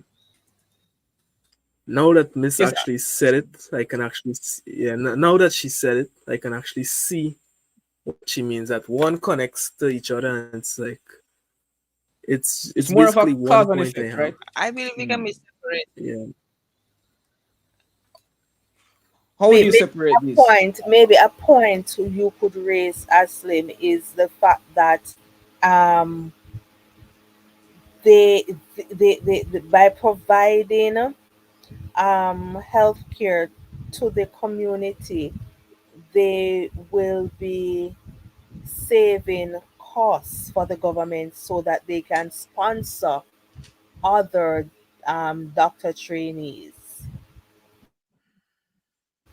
You're following what I'm saying there? Hmm. Yeah, Miss. Go back to the prompt, Adam. Go back to the prompt, because that's what we're working from.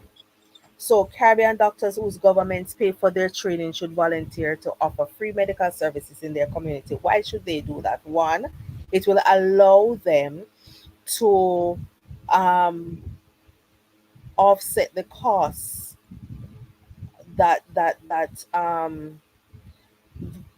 or to pay back. It will allow them to repay money spent on their training. That's a point, because if you are aware of how governments do these kind of exchange, they sponsor your training and you are bonded for a period of time. Bonded for a period of time means that you have to work in the country to return the service, because they have trained you in your field. All right. So it is basically their repayment of what the government had spent on them. Okay. That's one Yeah. point. The other point, as you said, because they're offering the services, it will allow the persons in the communities to not be overly saddled with medical costs. Okay, and therefore the overall improvement of the community will be the result, because persons who could not afford healthcare now know that they can go to the free clinic. I'm just trying to find some points that will work. Also, you could say that it allows the government to sponsor other students, because now whatever money they would have been spending, they can now channel it towards sponsorship of other doctoral students. Something like that. It's how you weave it that will work.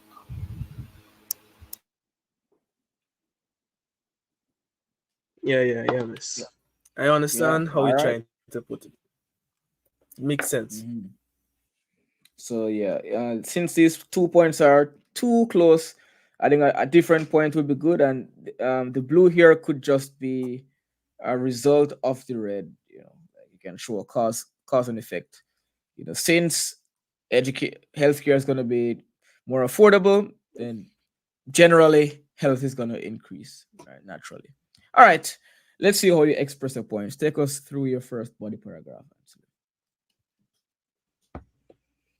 Firstly, free health services provided by doctors who got free training, compliments of the government, would assist persons who cannot afford healthcare services.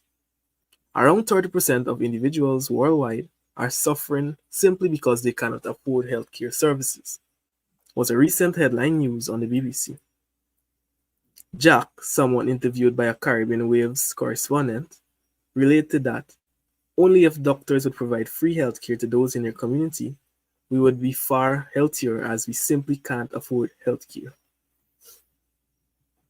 Hmm. What do we think?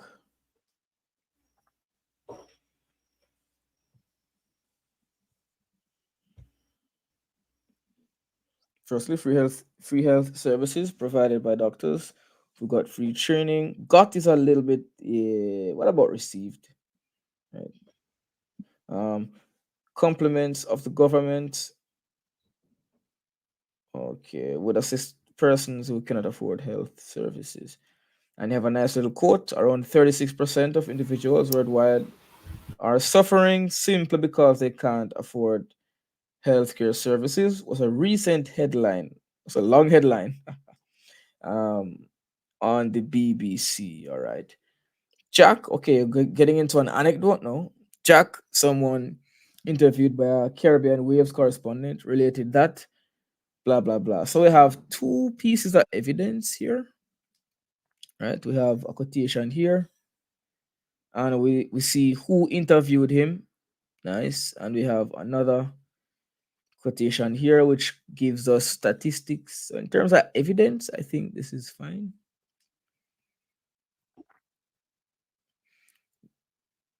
Yeah, I think the first sentence could be reworded a little bit more. The compliments of the government. I understand it completely. Would I say that? Maybe it's just a personal thing, but I like the evidence used, evidence given, and it's a clear point with clear support. Yeah. What do we think?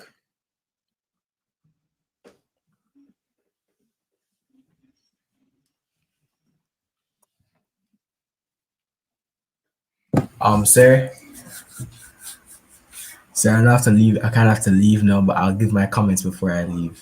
Mm-hmm. So, I think it's a very good first paragraph. I think it's also very clear, the way he uses like the news reports.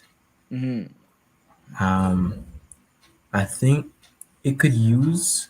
Well, no, I don't think it needs any transition words, because there's not really anywhere to like use any more transition words other than starting with the firstly. Hmm. But I think overall it is a very good first paragraph. All right. I'm in Anything? agreement. I think the introduction of the two quotations here um, is is appropriate. First, he tells you that free health services provided by doctors would assist persons who cannot afford healthcare services. and then he gives the evidence based on the news report, and then no, somebody who actually maybe is a patient or was a patient, um, or a doctor, is giving a personal experience. So one is the statistics, and two, a personal opinion. So I think that is okay for me. I see you underline the word got, and I also agree with that, because maybe subsidize, Yeah, doctors who receive, another word would be more appropriate there. yeah, But I am overall, the paragraph, the ideas in the paragraph, the evidence in the paragraph is acceptable for me. yeah. I think so too. All right, Ansley, we're moving with great speed. Take us through the next paragraph here. As a result, providing free health service in the community would be of significant benefit to the residents. Evidently, a study done by the Pan American Health Organization (PAHO) produced statistics which suggest that communities that have doctors providing health services free of cost have a notable 40% of healthier individuals in the population than those that do not. A healthier community means a progressive future. Hmm. Clear, concise, evidence, providing a study done by the, yeah. So Like the it's comparison there, I like the comparison between the community which provide free healthcare versus the community which does not. I mhm. like that. Um, I would have wanted you, as them, to expand a little bit more on the benefit. That you say that there would be a significant benefit to the residents. What kind of benefits are you talking about?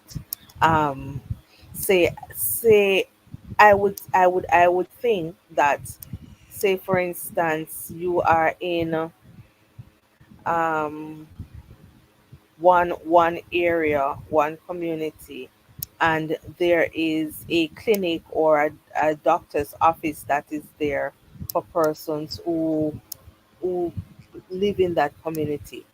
If there is not such a facility, then they would have to travel.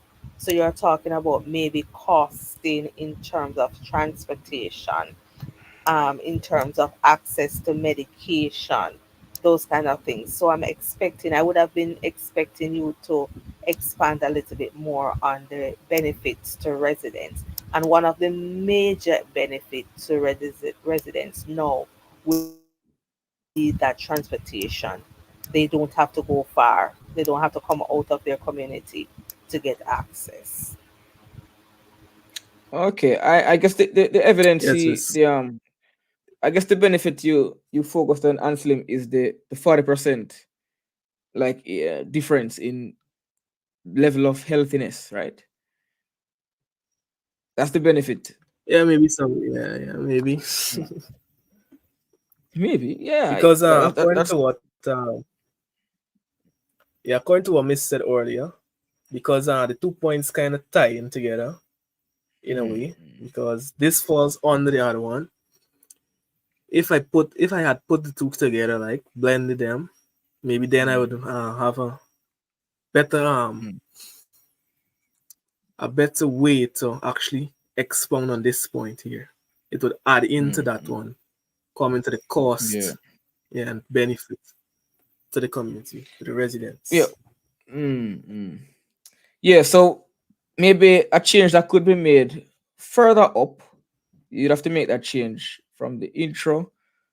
Um, you said it would increase the overall health, and then the second one could be, talking about like the conveniences that would arise from having a free clinic nearby or something like that, like accessibility, or like not cost related but other kinds of benefits. Because here Yeah, it kind of sounds like this is one long paragraph. with just more support.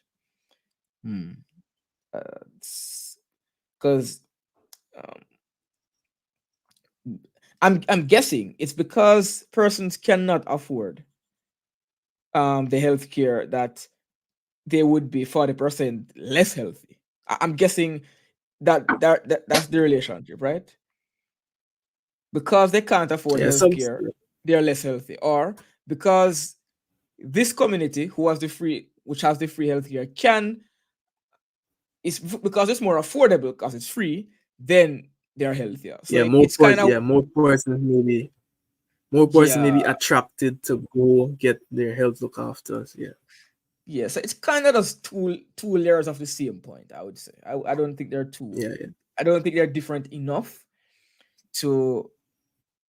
And then no, the third point is on the contrary. So you kind of just have 1 point for and 1 point against. That's kind of what it boils down to in terms of like the raw So a little points. bit too balanced. Yeah, and it's only too balanced because these points are too similar. Yeah, I know that wasn't the intention. So if the points were different enough, then it would be fine, I think. All right, take us to the end, Ansley. On the contrary, providing free healthcare in the community comes at a cost that falls upon the doctor who needs to provide the necessary resources to carry out the services. Often, free services are called upon, but no one speaks about the cost. Cost is always an issue. Everything comes at a cost, was a famous line by the late Ralph Alexander, a prestigious playwright. Medication costs are often high in the Caribbean, and as such may deter doctors from providing free services.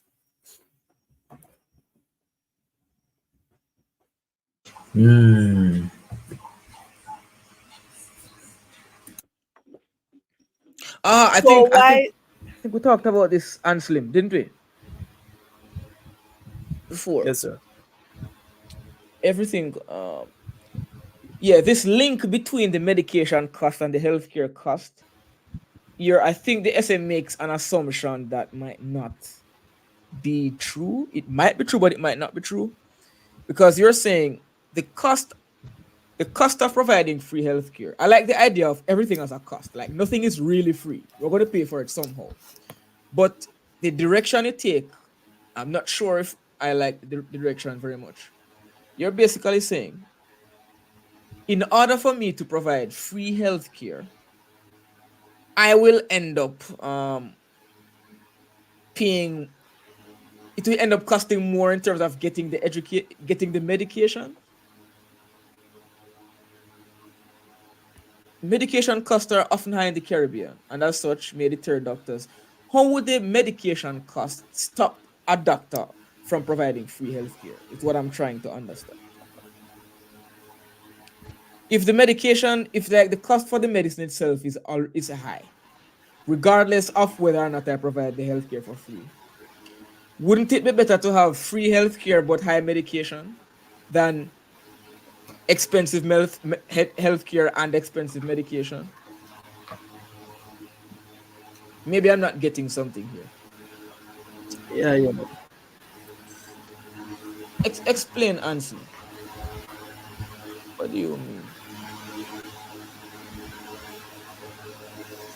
The doctor, the doctor would, in a way, the doctor would need to. Well, it wouldn't be really a need, but it would be like an expectation of the doctor who provides these services, these healthcare services, to provide medication for the diagnosis and so on.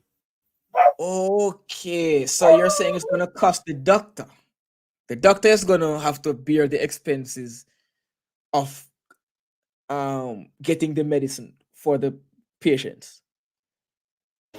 But then, Anslim, then the entire, I think what needs to be clear is your idea of what free healthcare means, because Right. if Because if they medication is a separate thing. right, usually what will happen is that the doctor will provide free healthcare, meaning that they will treat the patient without charge, Mm-hmm. but they would have to have an established clinic or medical facility, and they just treat the patient. The medication is on the onus of the patient. But remember, your prompt is not saying that the government must provide free health care. It is saying that the doctors must provide um, return services for free. So your understanding of free healthcare needs to be concretized to know that it does not mean that they are responsible for paying the electricity and the water and getting the equipment and all of those. What it means is that they offer the services without charging. So you now go to your doctor's office, you take out your health card and whatever cash that you need to pay, and you pay it. But free healthcare on the doctor's perspective is that they will come to that community where there is somewhere set up for them to offer their services, and they don't take a cent. When they write their prescription, it is you now to go to the pharmacy and buy your prescription. So the medication is on your end, it's your responsibility. So we're not saying that the government made an offer to give you medication and all of that. So that you have to get that clear. All right. So on the contrary, providing free health care in the community comes at a cost that falls upon the doctor who needs to provide the necessary resources. So I don't think that second part of the sentence, it is supporting your argument. So, on the contrary, providing free healthcare in the community comes at a cost. Full stop. That's where I would stop it. Often, free services are called upon, but no one speaks about the cost. Cost is always an issue. Everything comes at a cost. I would probably ask a rhetorical question: how viable is it for a doctor to really offer free health care? That's what I would do. What I would do, Anslim, is I wouldn't scrap the cost idea and everything having a cost. And I would just as you're doing now focus on the toll it's going to take on the doctor, because we've been looking at, oh, the community will benefit, but what about the doctor? I would look at the opportunity cost for the doctor. If I have to spend 5 hours providing free healthcare, that's 5 fewer hours I can work and earn money as a doctor, right? I have my student loans to pay back. I have this, I have that.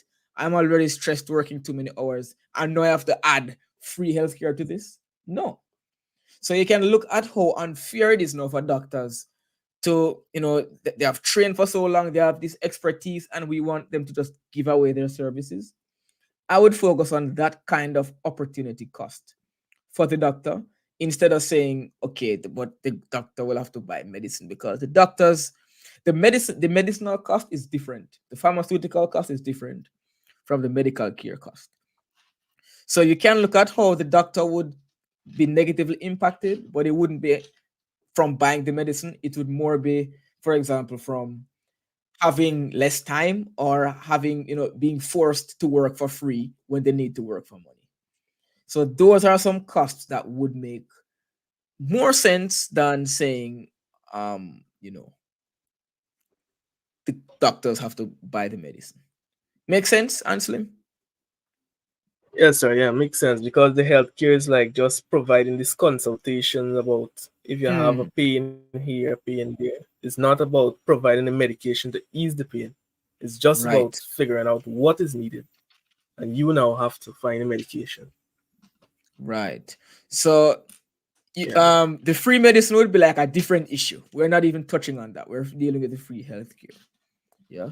So I think that's just a lapse in understanding the system, basically, which kind of compromised this point here. Because I like the idea that it's going to come at a cost for the doctors, but it's just the wrong cost that you focused on. Yeah. All right. Take us through the conclusion, and we can call it a day, a night.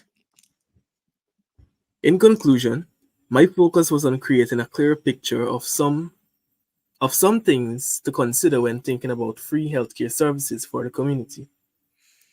While free healthcare services offer significant benefits to the community, It's vital to acknowledge the high costs for providers. I encourage you to prioritize community health and consider supporting healthcare professionals that provide free services to help lower costs. I like this conclusion, even though the points could have been changed. How you conclude works, right? Just a few nitpicks, contractions are not so good in academic writing, so the it apostrophe s, I would just say it is. That's better. And my focus, maybe no need to personalize it at the end. You could say the focus of this essay was blah blah blah, if you want to say that. And yeah, I think the call to action at the end, Miss Lindsay previously said she didn't like that type of call to action, I think, but um I like that appeal to the individual reader now at the end. This is what you should think or do, considering all the points I've just raised. So for me, it's an effective Um, tool. it is not that there is no there.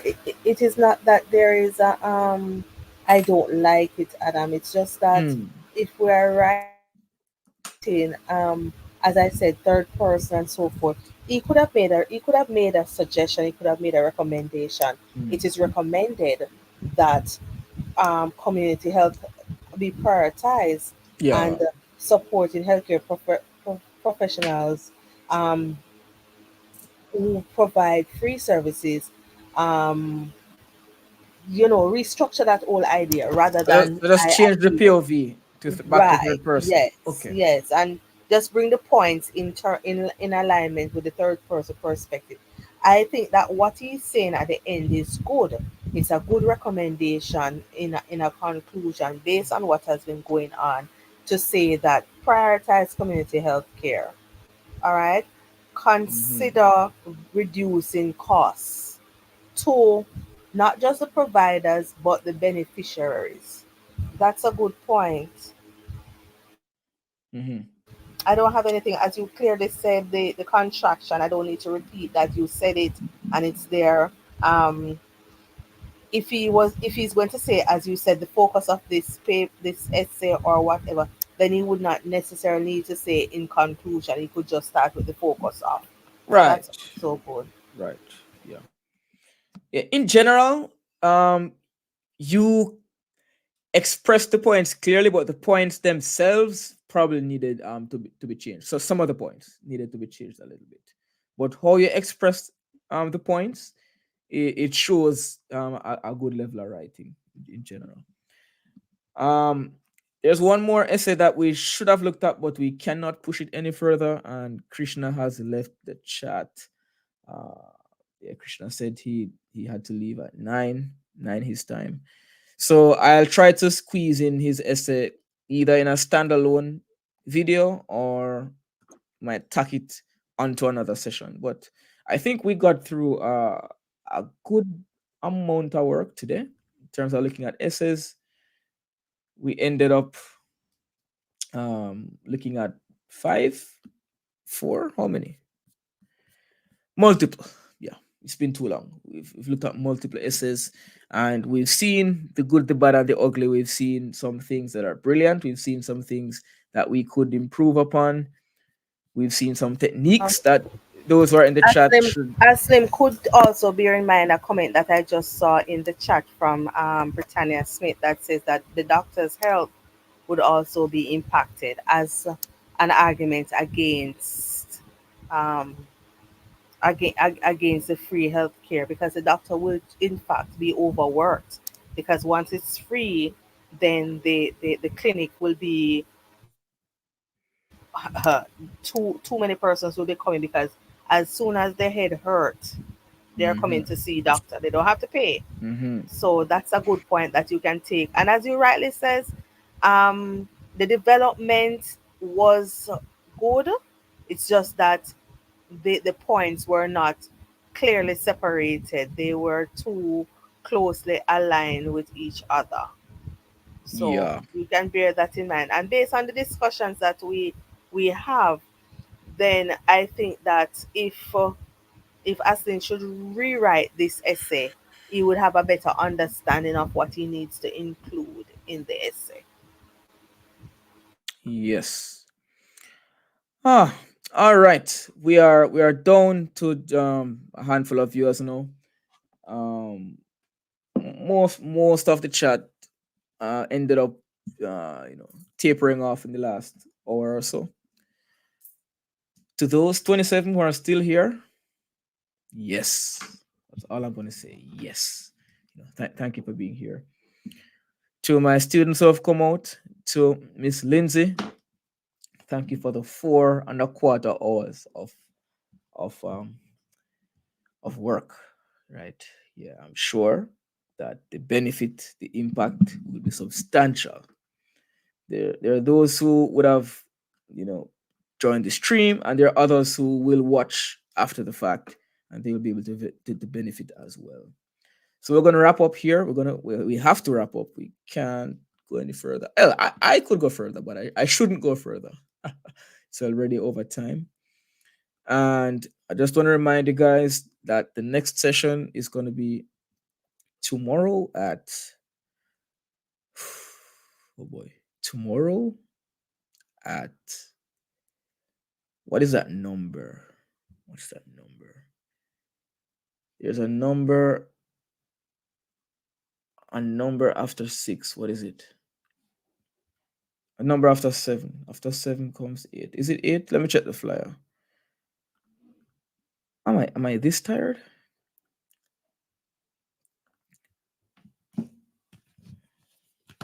Oh man, this is insane.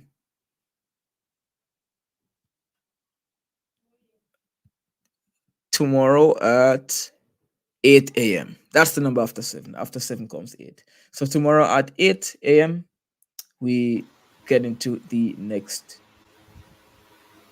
session. All right, guys, take it easy. Until then, see you soon.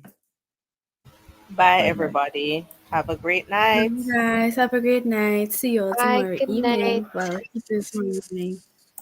Big up on yourself. Yeah, yeah. Good night, everyone.